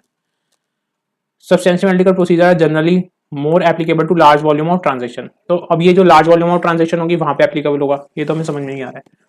ठीक है, ये वाला यहाँ पे कंप्लीट हो जाएगा. अब nature and extent of substantive procedures क्या होंगे, it depend on the circumstances. Performing only substantive analytical procedures, जैसे अगर लार्ज वॉल्यूम ऑफ डेटा है, जैसे रेंटल इनकम का एग्जांपल लिया, तो वहां पे मैं क्या करूंगा, सब्सटेंटिव एनालिटिकल प्रोसीजर्स करके ही सेटिस्फेक्शन लेवल मुझे मिल जाएगा और मुझे टेस्ट ऑफ डिटेल करने की जरूरत नहीं पड़ेगी. ठीक है, दूसरा पॉइंट में, या फिर मुझे ओनली टेस्ट ऑफ डिटेल करना है, जहां पे मुझे वेरिफिकेशन करना है परचेज ट्रांजेक्शन का, तो वहां पे मुझे टेस्ट ऑफ डिटेल परफॉर्म करना पड़ेगा, या फिर कॉम्बिनेशन करना पड़ेगा किसका, बोथ सब्सटेंटिव एनालिटिकल प्रोसीजर का और टेस्ट ऑफ डिटेल्स का. Are most responsive to the assessed risk. ठीक है, because of the assessment of risk of material statement the extent of substantive procedures may need to be increase when the test of controls are unsatisfactory. अब देखो, जहाँ पे आपके substantive procedures आपको increase करने पड़ेंगे जहाँ पे आपको टेस्ट ऑफ कंट्रोल्स कम मिले हैं, क्योंकि अब आपके पास यही प्रोसीजर लास्ट बचा हुआ है और इसी बेसिस पे आपको ऑडिट एविडेंस ऑब्टेन करने पड़ेंगे और तभी आप ओपिनियन फॉर्म फ्रेम कर पाओगे. इसमें आगे लिखा है, in designing test of details the extent of testing is ordinary thought in terms of sample size. However other matters are also relevant including whether it is more effective to use other selective means of testing. ये line इतनी important नहीं है, but आप यहाँ तक ही पढ़ लेने से वो काफ़ी है. अब आपको ये चीज़ समझ में आ जाएगी, जो मैंने नीचे चार्ट बना रखा है मैंने वाला. अब जैसे ऑडिट प्रोसीजर्स है, ऑडिट प्रोसीजर आपने 315 में रिस्क असेसमेंट प्रोसीजर करा था. ठीक है, 315 में ऐसे 315 में रिस्क असेसमेंट प्रोसीजर करा और ऐसे 330 में further audit procedures. Further audit procedures के अंदर क्या टाइप्स आई है, टेस्ट ऑफ कंट्रोल और सब्सटेंसिव प्रोसीजर्स. सब्सटेंसिव प्रोसीजर्स फिर फर्दर डिवाइडेड किस में, टेस्ट ऑफ डिटेल्स ऑफ और एनालिटिकल प्रोसीजर्स. एनालिटिकल प्रोसीजर्स कहाँ पढ़ेंगे हम लोग, ऐसे 520 में. और फिर टेस्ट ऑफ डिटेल्स के अंदर क्या आ जाएगा, वाउचिंग और verification, that is test of transaction और टेस्ट ऑफ बैलेंसेस. ठीक है, अब हमने एक कॉन्सेप्ट पढ़ा था आईएफसी वाला. ठीक है, इस पे आप कोई सेपरेट क्वेश्चन आ भी सकता है, नहीं भी आ सकता है, लेकिन आपको पता होना चाहिए, तो इसलिए मैंने आपको यहाँ पे बना दिया है, इसे आप ध्यान रख लेना. हमने ऊपर पढ़ा था internal financial control reporting requirement है. तो और इंटरनल फाइनेंशियल कंट्रोल और internal control over financial reporting में डिफरेंस क्या है. ठीक है, तो पहले पढ़ते हैं इंटरनल फाइनेंशियल कंट्रोल, पहले रिवाइज भी हो जाएगा, यहाँ से पढ़ते हैं. इंटरनल फाइनेंशियल कंट्रोल था policies and procedure prepared by the company in relation with reliability of financial reporting, effectiveness of operation, compliance with laws and regulations, safeguarding of assets, prevention and detection of fraud.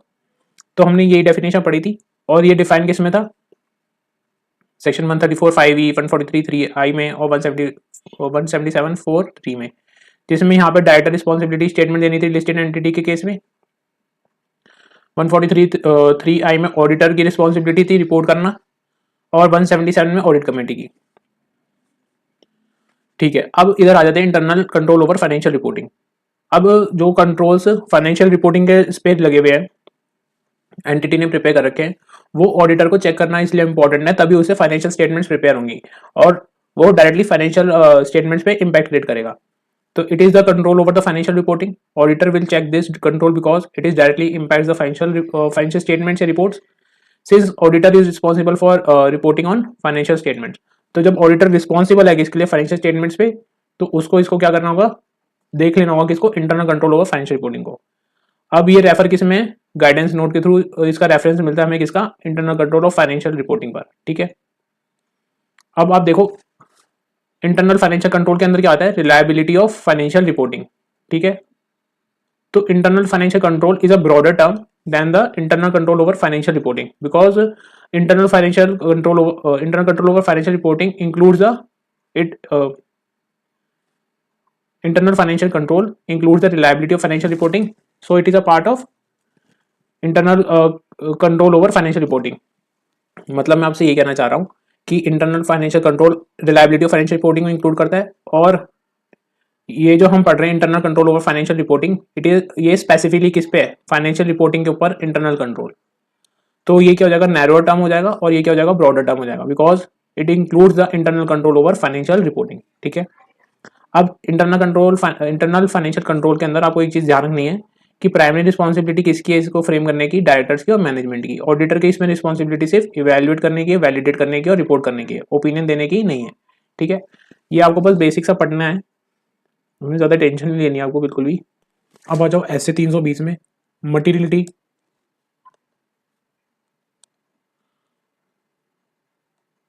Materiality in planning and performing an audit. Materiality का हम कहाँ पे use करेंगे, planning में भी, और while performing the audit हम इसमें भी ध्यान रखेंगे। मटीरियलिटी क्या है, materiality states that misstatements including omissions are considered to be material. Misstatement को मटीरियल तभी माना जाएगा वेदर इंडिविजुअल और एग्रीगेट में, जब वो इन्फ्लुएंस कर देंगे economic decision of the users on the basis of the financial statement.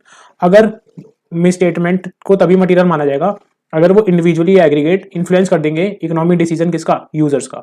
ठीक है, अब ऑडिटर की क्या रिस्पॉन्सिबिलिटी है, as per SA 320, auditor responsibility to apply the concept of materiality in planning and performing an audit of financial statement. जब plan करेगा audit और जब परफॉर्म करेगा ऑडिट, तो उसमें यूज करना है किसको, कंसेप्ट ऑफ मटीरियलिटी को यूज करना है। आगे लिखा हुआ है, financial reporting framework often discusses concept of materiality in the context of preparation and presentation of financial statements। Financial reporting framework भी डिस्कस करता है कॉन्सेप्ट को, मटेरियलिटी कॉन्सेप्ट को, in the context of preparation presentation of financial statements में। अब materiality consider करते हुए क्या miss statements including omission material मानी जाएगी जो इन्फ्लुएंस करती economic decision of the users. तो ये हमारा डेफिनेशन एक तरीके से दोबारा लिख देंगे इसमें। ठीक है, फिर consider materiality about the judgements in light of the surrounding circumstances affected by the size or nature of a misstatement। अगर पर्टिकुलर सर्कमस्टांस में वो इफेक्ट हो रही होगी बाय द साइज और नेचर ऑफ द मिसस्टेटमेंट से भी, तो भी हम उसको मटेरियल कॉन्सेप्ट में ध्यान रखेंगे।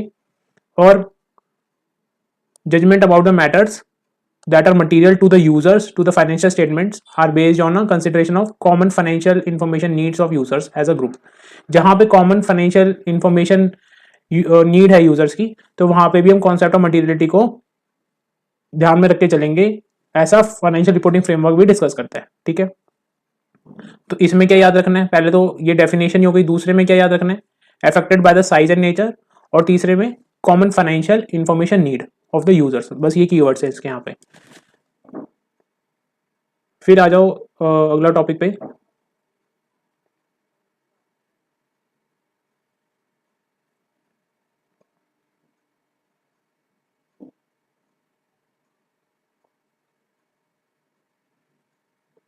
अब बेंचमार्क का कैसे यूज होता है, use of benchmark in determining the materiality for the financial statement as a whole. Determining materiality involve exercise of professional judgement. A percentage is often applied to a chosen benchmark as a starting point in determining the materiality for the financial statement as a whole। अब क्या होता है, अगर जब हमें materiality देखनी होती है तो हम एक बेंचमार्क का यूज करते हैं, तभी हम एक बेसिस निकाल लेते हैं कि इसके ऊपर जितने भी आइटम्स हैं वो इन्फ्लुएंस करेंगे किसको, users of the financial statements को। ठीक है, तो लेट्स एक एग्जांपल लेते हैं, ऐसा करते हैं। सपोज करो एक कंपनी है, एक्स वाई कंपनी है, उसका 100 करोड़ का क्या है, प्रॉफिट बिफोर टैक्स है। ठीक है, प्रॉफिट बिफोर टैक्स है 100 करोड़ का। अब इस पे ऑडिटर ने अपने जजमेंट के हिसाब से इसका 10% रख लिया मटेरियलिटी लेवल, मतलब 10 करोड़। कि इसके ऊपर कोई भी अगर मिसस्टेटमेंट मिलेगी तो वो क्या हो जाएगी, इन्फ्लुएंस करेंगी किसको, economic decision of the users of financial statements को। तो इसमें क्या लिखा है, a percentage is often applied, तो मैंने यहाँ पे 10% अप्लाई करा किस पे, टू चूजन बेंचमार्क। अब बेंचमार्क कुछ भी हो सकता है, जैसे यहाँ पे सेकंड पॉइंट में बेंचमार्क दे रखा प्रॉफिट का, ठीक है, तो मैंने प्रॉफिट बिफोर टैक्स पे को बेंचमार्क की तरह यूज कर लिया यहाँ पर, which is as a starting point in determining the to determine the materiality. तो ये 10 करोड़ की आ गई मेरी मटीरियलिटी आ गई। For the financial statement as a whole purpose के लिए मैंने 10 करोड़ को मटीरियलिटी निकाल दिया। अब क्या है कि कौन से फैक्टर्स कंसीडर करने चाहिए, ये डायरेक्ट क्वेश्चन आई से पूछ लेगा आपसे। Factors that may affect the identification of appropriate benchmark, the elements of the financial statements. अब एलिमेंट्स ऑफ फाइनेंशियल स्टेटमेंट क्या आ गया, assets, liabilities, equity, revenue, expenses, ठीक है। The entity, whether there are items on which the attention of the users of the particular entity financial statement intend to be focused, कि किसी particular item पर जो users का focus ज्यादा रहेगा।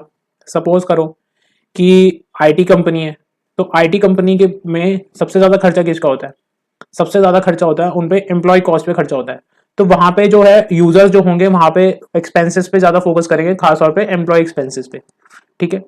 For example, for the purpose of evaluating financial performance of user may tend to focus on profit, revenue और net assets। Profit पे भी कर सकते हैं, रेवेन्यू पे भी कर सकते हैं और नेट एसेट्स पे कर सकते हैं। जो मैंने आईटी कंपनी का लिया था वो एम्प्लॉइज के कॉस्ट पे ध्यान नहीं, ज्यादा फोकस करेंगे, क्योंकि वहां पर उनका बिल्डिंग का खर्चा नहीं होता कि कोई बहुत बड़ी बिल्डिंग ले रखी है, प्लांट लगा रखा है, इस पे खर्चा नहीं होता, उनका फिक्स एसेट्स पे खर्चा नहीं होता। जो आईटी कंपनी होती है मेजरली होता है, मैं ये मना नहीं कर रहा, बट मेजरली खर्चा मैन्युफैक्चरिंग वाला कोई चीज नहीं आती उनके में। तो वहां पे ह्यूज इन्वॉल्वमेंट ऑफ कॉस्ट किसकी होती है, एम्प्लॉय कॉस्ट के ऊपर होती है। और अगर कोई पर्टिकुलर एंटिटी है, मैन्युफैक्चरिंग एंटिटी है, तो उसका हम प्रॉफिट पे देख लेंगे, रेवेन्यू पे देख लेंगे, नेट एसेट्स पे देख लेंगे। द नेचर ऑफ द तीसरा है the nature of the entity, weather it is in life cycle and the industry of economic environment in which they operates. Nature क्या है एंटिटी का, ओनरशिप स्ट्रक्चर और किस तरीके से फाइनेंस है, क्या मतलब डेट से ज्यादा फाइनेंस है या इक्विटी से ज्यादा फाइनेंस है, एक ये भी बेंचमार्क यूज कर सकते हैं। और the relative volatility of the benchmark, और रिलेटिव वॉलेटिलिटी क्या है ऑफ द पर्टिकुलर बेंचमार्किंग, उस बेसिस पे भी इन फैक्टर्स को आइडेंटिफाई करके एक एप्रोप्रिएट बेंचमार्क्स का यूज करा जा सकता है। तो इन पांचों पॉइंट को आपको बिल्कुल ही ऐसे याद करना है। The elements of financial statements, ये कीवर्ड हो गया। द आइटम जहाँ पे अटेंशन ऑफ यूजर ज्यादा जा सकता है, ठीक है, for evaluating the financial performance. Third point में नेचर ऑफ द एंटिटी कैसा है, whether the entity in its life cycle and industry economic environment कैसे है जिसमें वो ऑपरेट कर रहा है, ठीक है। ओनरशिप स्ट्रक्चर कैसा है और किस तरीके से फाइनेंस है, और relative volatility of the benchmark, ठीक है। तो यहाँ पे आपका बेंचमार्क कंप्लीट हो जाएगा।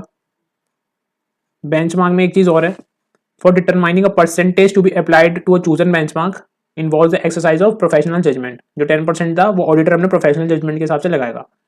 There is a relationship between the percentage and the chosen benchmark such that a percentage applied on a profit before tax from continuing operation will normally be higher than a percentage applied on total revenue। अगर इसमें ये लिखा है कि profit before tax पे तो percentage high लगाएगा, और अगर रेवेन्यू पे लगाता तो percentage in comparison to profit before tax में जो परसेंटेज लगाया वो लोअर लगाया था।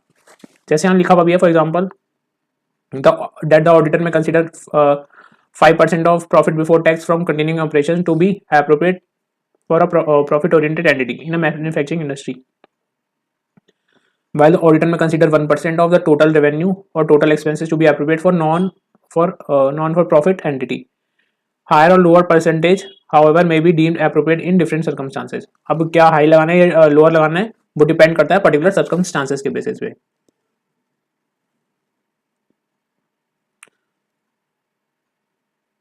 अब मुझे एक चीज बताओ, जैसे कि ये 10 करोड़ हमने निकाली है फिगर, ठीक है, ये 10 करोड़ की हमने फिगर निकाली, क्या इसी के ऊपर वाली आइटम जो होंगी सारी मटेरियल होंगी, है ना, इसके नीचे की अगर आइटम्स हैं तो क्या वो मटेरियल ही हो सकती, सर वो भी मटेरियल हो सकती है। तो उसका कॉन्सेप्ट यहाँ पे डिस्कस होगा, कहाँ पे, परफॉर्मेंस मटेरियलिटी के अंदर।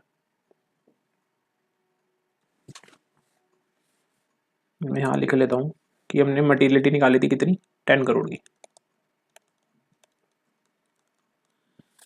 फिर परफॉर्मेंस मटेरियलिटी पढ़ते हैं। अभी परफॉर्मेंस मटेरियलिटी क्या है, performance materiality means the amount set bye the auditor less than the materiality. जो मटेरियलिटी के अमाउंट से नीचे एक अमाउंट सेट करता है ऑडिटर, ठीक है, for the financial statements as a whole to reduce to an appropriate low level the probability of the aggregate uncorrected undetected misstatement exceeds the materiality in the financial statement as a whole.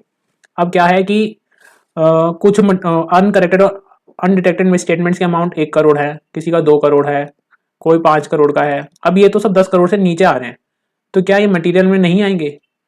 अगर मैं इनका aggregate कर दूं, और भी अगर amounts ऐसे कर करके 3 करोड़ का कोई, या कोई 4 करोड़ का है, तो इनको सबका अगर मैं एग्रीगेट कर दूंगा, तो एग्रीगेट करके तो ये अमाउंट मटेरियलिटी से भी ऊपर आ जाएंगे। इन सबका टोटल लगा लूँ तो 10 करोड़ से ऊपर आ रहे हैं। तो क्या एक इस तरीके का लेवल भी मुझे ऑडिटर को एक सेट करना होता है।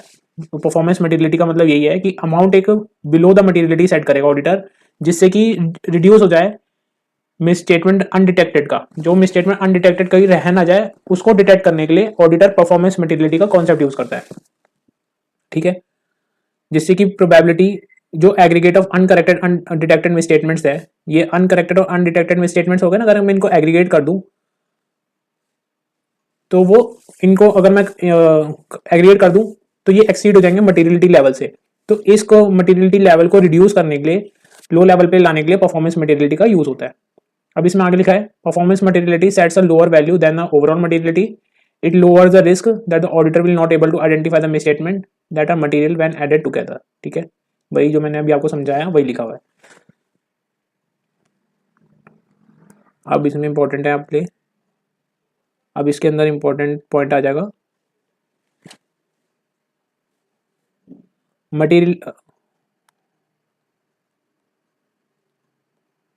मटेरियलिटी लेवल और levels for particular class of transactions, account balances और डिस्क्लोजर्स।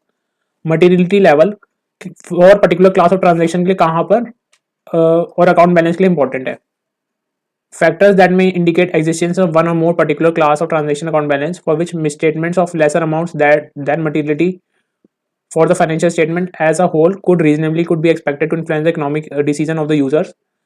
अमाउंट क्या है, लेस है किससे, मटीरियलिटी से, और वो क्या करेंगे, इन्फ्लुएंस कर देंगे किसको, economic decision of the user को। तो उन वहाँ users taken on the basis of the financial statement include the following. तो ऐसे कौन कौन से फैक्टर्स है उन्हें देख लेते हैं। Whether law, regulation, or the AFRF affects the user's expectation regarding the measurement or disclosure of certain items like of related party transactions से related है, तो वो remuneration of the management and the those charged with governance। अगर ये matters factors related है तो वहां पे आपका इकोनॉमिक मटेरियल आइटम है, मटेरियल अमाउंट है, अमाउंट क्या है, वो मटेरियल है, लेकिन वो मटेरियलिटी जो ऑडिटर ने सेट करी है उससे तो कम है। तो बट ये फैक्टर्स जो है related party transaction, remuneration of management, ये भी क्या कर सकते हैं, इम्पैक्ट कर सकते हैं users of the financial statement को। तो इन फैक्टर्स को भी आपको कंसीडर करना पड़ेगा। The key disclosures in relation to the industry in which the entity operates, for example research and development cost of for a pharmaceutical company। अगर आपको की डिस्क्लोजर करना पड़ेगा, अमाउंट 10 करोड़ से कम था लेकिन आपको डिस्क्लोजर करना पड़ेगा, क्योंकि जो पर्टिकुलर एंटिटी जिसमें ऑपरेट कर रहे हो वहां पे वो रिलेवेंट है सब। जैसे कि फार्मास्यूटिकल कंपनी के अंदर रिसर्च और डेवलपमेंट कॉस्ट बहुत ज्यादा इंपॉर्टेंट होती है, वो एक मटेरियल आइटम हो जाएगी। Whether attention is focused on a particular aspect of the entity's business that is separately disclosed in the financial statement, like in case of newly acquired business। और अगर किसी कंपनी ने न्यू बिजनेस को acquire करा है तो वो भी आपको सेपरेटली डिस्क्लोज करना पड़ेगा। ठीक है, आपको अगर ये वाला कॉन्सेप्ट नया लग रहा हो ना तो आप एक बार स्टडी मटेरियल देख लेना, ये आपके स्टडी मटेरियल में गिवन है। अब आप रिवाइज कब करना पड़ता है मटेरियलिटी, जब ऑडिट प्रोग्रेस कर रहे हो, ऑडिट चल रहा होता है तो आपको रिवीजन करना पड़ेगा मटेरियलिटी का। क्यों करना पड़ेगा, अगर चेंज हो जाते हैं आपके सर्कमस्टांसेस तो करना पड़ सकता है, कोई न्यू इन्फॉर्मेशन मिली इस वजह से, या change in the auditor understanding of the entity and its operation के बारे में।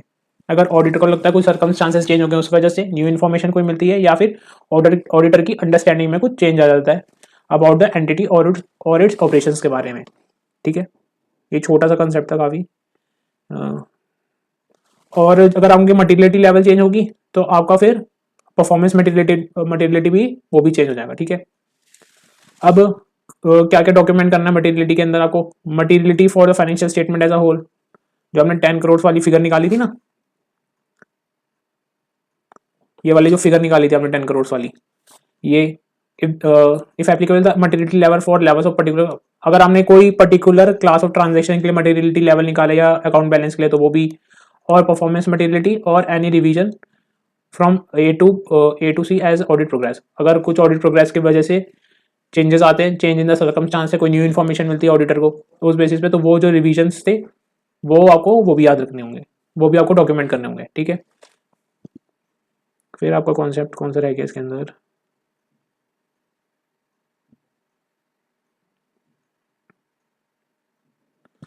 अब आ जाओ इसमें। Materiality is not always a matter of relative size. Materiality जो होता है वो मैटर नहीं है रिलेटिव साइज का। सपोज करो एक एम्प्लॉइज हैं, एम्प्लॉइज ने छोटा अमाउंट का फ्रॉड करा है, अब वो आगे चल के बिगर अमाउंट हो सकता है, तो क्या वो मटीरियल नहीं है? वो 10 करोड़ से कम है, क्या वो मटीरियल नहीं है? मटीरियल है। अब इसमें और भी दे रखा है, likewise there is a statutory requirement of disclosure, it is considered material irrespective of the value of the amount. अब उसका साइज छोटा है, लेकिन वो स्टैट्यूटरी रिक्वायरमेंट के हिसाब से आपको डिस्क्लोज करना ही करना है, तो वो आपके लिए क्या है? मटीरियल आ जाएगा। As per Division 1 of Schedule 3 of Companies Act, any item of the income or expenditure which exceeds 1% of the revenue from operations or 1 lakh, whichever is higher, needs to be disclosed separately. अगर आपका कोई भी item revenue income में या expenditure में exceed करता है किससे? 1% of the revenue from operation और 1 lakh whichever is higher, तो उसको डिस्क्लोज करना होगा सेपरेटली। इस बात का ध्यान रखना, 1% ऑफ रेवेन्यू फ्रॉम ऑपरेशन लिखा हुआ है, ठीक है। 1% ऑफ रेवेन्यू फ्रॉम ऑपरेशन है, अदर इनकम इसके अंदर इंक्लूड नहीं होगा। A company should disclose in notes to accounts share in the company held by each auditor by each shareholder holding more than 5% of shares. आपको ये भी दिखाना पड़ेगा नोट्स टू अकाउंट्स में कि जहां पे शेयर होल्डर ने मोर देन 5% होल्डिंग है, तो उसको भी आपको शेड्यूल 3 के हिसाब से रिपोर्ट करना पड़ेगा। तो क्या ये आइटम्स मटीरियल है? हाँ मटीरियल है। ये रिलेटिव साइज मैटर नहीं करता है, ठीक है। फिर उसके बाद in planning the audit the auditor makes a judgement about the size of misstatement. जब ऑडिटर प्लान कर रहा है ऑडिट, तो ऑडिटर को जजमेंट बनाना पड़ता है about the size of the misstatement, जो कि कंसिडर्ड करी जाएंगी मटीरियल। तो the judgements provide a basis. तो कौन सी जजमेंट्स को ध्यान रखे auditor? Determine the nature time extent of risk assessment procedures को, identify and assessing risk of material misstatement को ध्यान रखे, और determine the NTE of further audit procedures. तो इन चीजों को ध्यान रखते हुए ऑडिटर साइज ऑफ मिसस्टेटमेंट को मटीरियल कंसिडर करेगा material in planning the audit, ठीक है। NTE of RAP, assessing ROMM और NTE of FAP. The auditor has to apply professional judgment in determining the materiality, choosing appropriate benchmark in determining the level of benchmark. तो मैंने ये बार बार बोल रहा हूँ कि ऑडिटर ने जो 10% लगाया वो ऑडिटर के प्रोफेशनल जजमेंट पे डिपेंड करता है कि और कौन से अप्रोप्रिएट बेंचमार्क यूज करना है, वो भी ऑडिटर की प्रोफेशनल जजमेंट पे यूज कर सकते हैं। और ये बेंचमार्क हम पढ़ चुके हैं। बेंचमार्क में सबसे ज्यादा इंपॉर्टेंट कौन से factors of while determining the benchmark, ठीक है।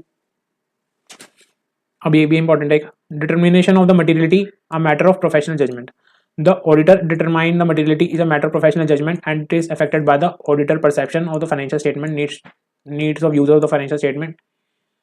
In this context, it is reasonable the auditor to assume that users। अब ऑडिटर को क्या करना है? डिटरमाइन करना मटीरियलिटी, प्रोफेशनल जजमेंट मैटर है, and it is affected by the auditor की परसेप्शन के हिसाब से ये अफेक्ट करेगा of the financial needs of the users of the financial statement. In this context में it is reasonable for the auditor to assume that the users, और users के लिए डिटरमाइन करते हुए मटीरियलिटी ऑडिटर को ध्यान रखना है कि जो यूजर्स हैं वो उनके पास रीजनेबल नॉलेज है बिजनेस की और इकोनॉमिक एक्टिविटीज की एंड अकाउंटिंग की, and they are willing to study the information in the financial statement with reasonable diligence के हिसाब से। ऑडिटर को मटीरियलिटी ऑडिटर का जजमेंट है, ठीक है, लेकिन उसको डिसाइड करते हुए ये भी ध्यान रखना है कि जो यूजर्स हैं उसके पास रीजनेबल नॉलेज ऑफ बिजनेस है, नॉलेज है बिजनेस की, अकाउंट इकोनॉमिक एक्टिविटीज की नॉलेज है, अकाउंटिंग की नॉलेज है, और वो विलिंग है कि इसको study and study the information in the financial statements. User understand करता है कि फाइनेंशियल स्टेटमेंट्स जो है वो prepare present on audit in the levels of materiality. User understand भी करता है कि प्रिपरेशन हुई है, प्रेजेंटेशन हुई है एंड ऑडिट हुआ है according to the level of materiality. Recognise uncertainties, user जो है ये भी समझता है कि अनसर्टेनिटीज भी हो सकती है in the measurement of amounts, on the use of estimates, judgements and consideration of the future events. तो ऑडिटर को ये भी समझना चाहिए कि जो यूजर है वो ये भी समझता है कि अनसर्टेनिटीज हो सकती है बिकॉज ऑफ एस्टिमेट्स, जजमेंट्स और because of future events, and user जो है रीजनेबल इकोनॉमिक डिसीजन बना पाएगा on the basis of information in the financial statements. और यूजर जो है एक इकोनॉमिकल डिसीजन बना पाएगा in for the basis of by using the information in the financial statements. तो आपको ये चीज याद रखनी है, ये भी इंपॉर्टेंट क्वेश्चन है आपका। पहला है यूजर्स के लिए नॉलेज, नॉलेज वर्ड याद रह जाएगा, बाकी तो आप लिख लोगे। Knowledge of business, accounting, economic activities and willingness to study the information in the financial statements with reasonable intelligence के हिसाब से वो स्टडी कर लेगा। वो नॉलेज है प्लस वो क्या समझता है, understand the financial statement prepared, presented and audited with the concept of materiality और अनसर्टेनिटीज। याद रखना आपको एक वर्ड, अनसर्टेनिटीज। अनसर्टेनिटीज याद रखे तो क्या क्या आ जाएगा, in relation with estimates, judgements and future events. और क्या है last keyword, reasonable economic decision. User जो है रीजनेबल इकोनॉमिक डिसीजन बना पाएगा।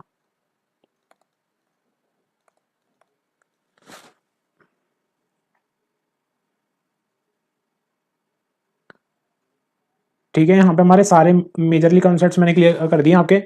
एक बार इसे पढ़ लेना, जो चूजन बेंचमार्क होता है तो उसका रिलेवेंट फाइनेंशियल डेटा कौन सा होता है, प्रायर पीरियड के लिए फाइनेंशियल रिजल्ट्स और financial position, period to date के लिए फाइनेंशियल रिजल्ट्स और फाइनेंशियल पोजीशन, बजट और फोरकास्ट के लिए करंट पीरियड का डेटा और adjusted for significant changes in the circumstances of the entity.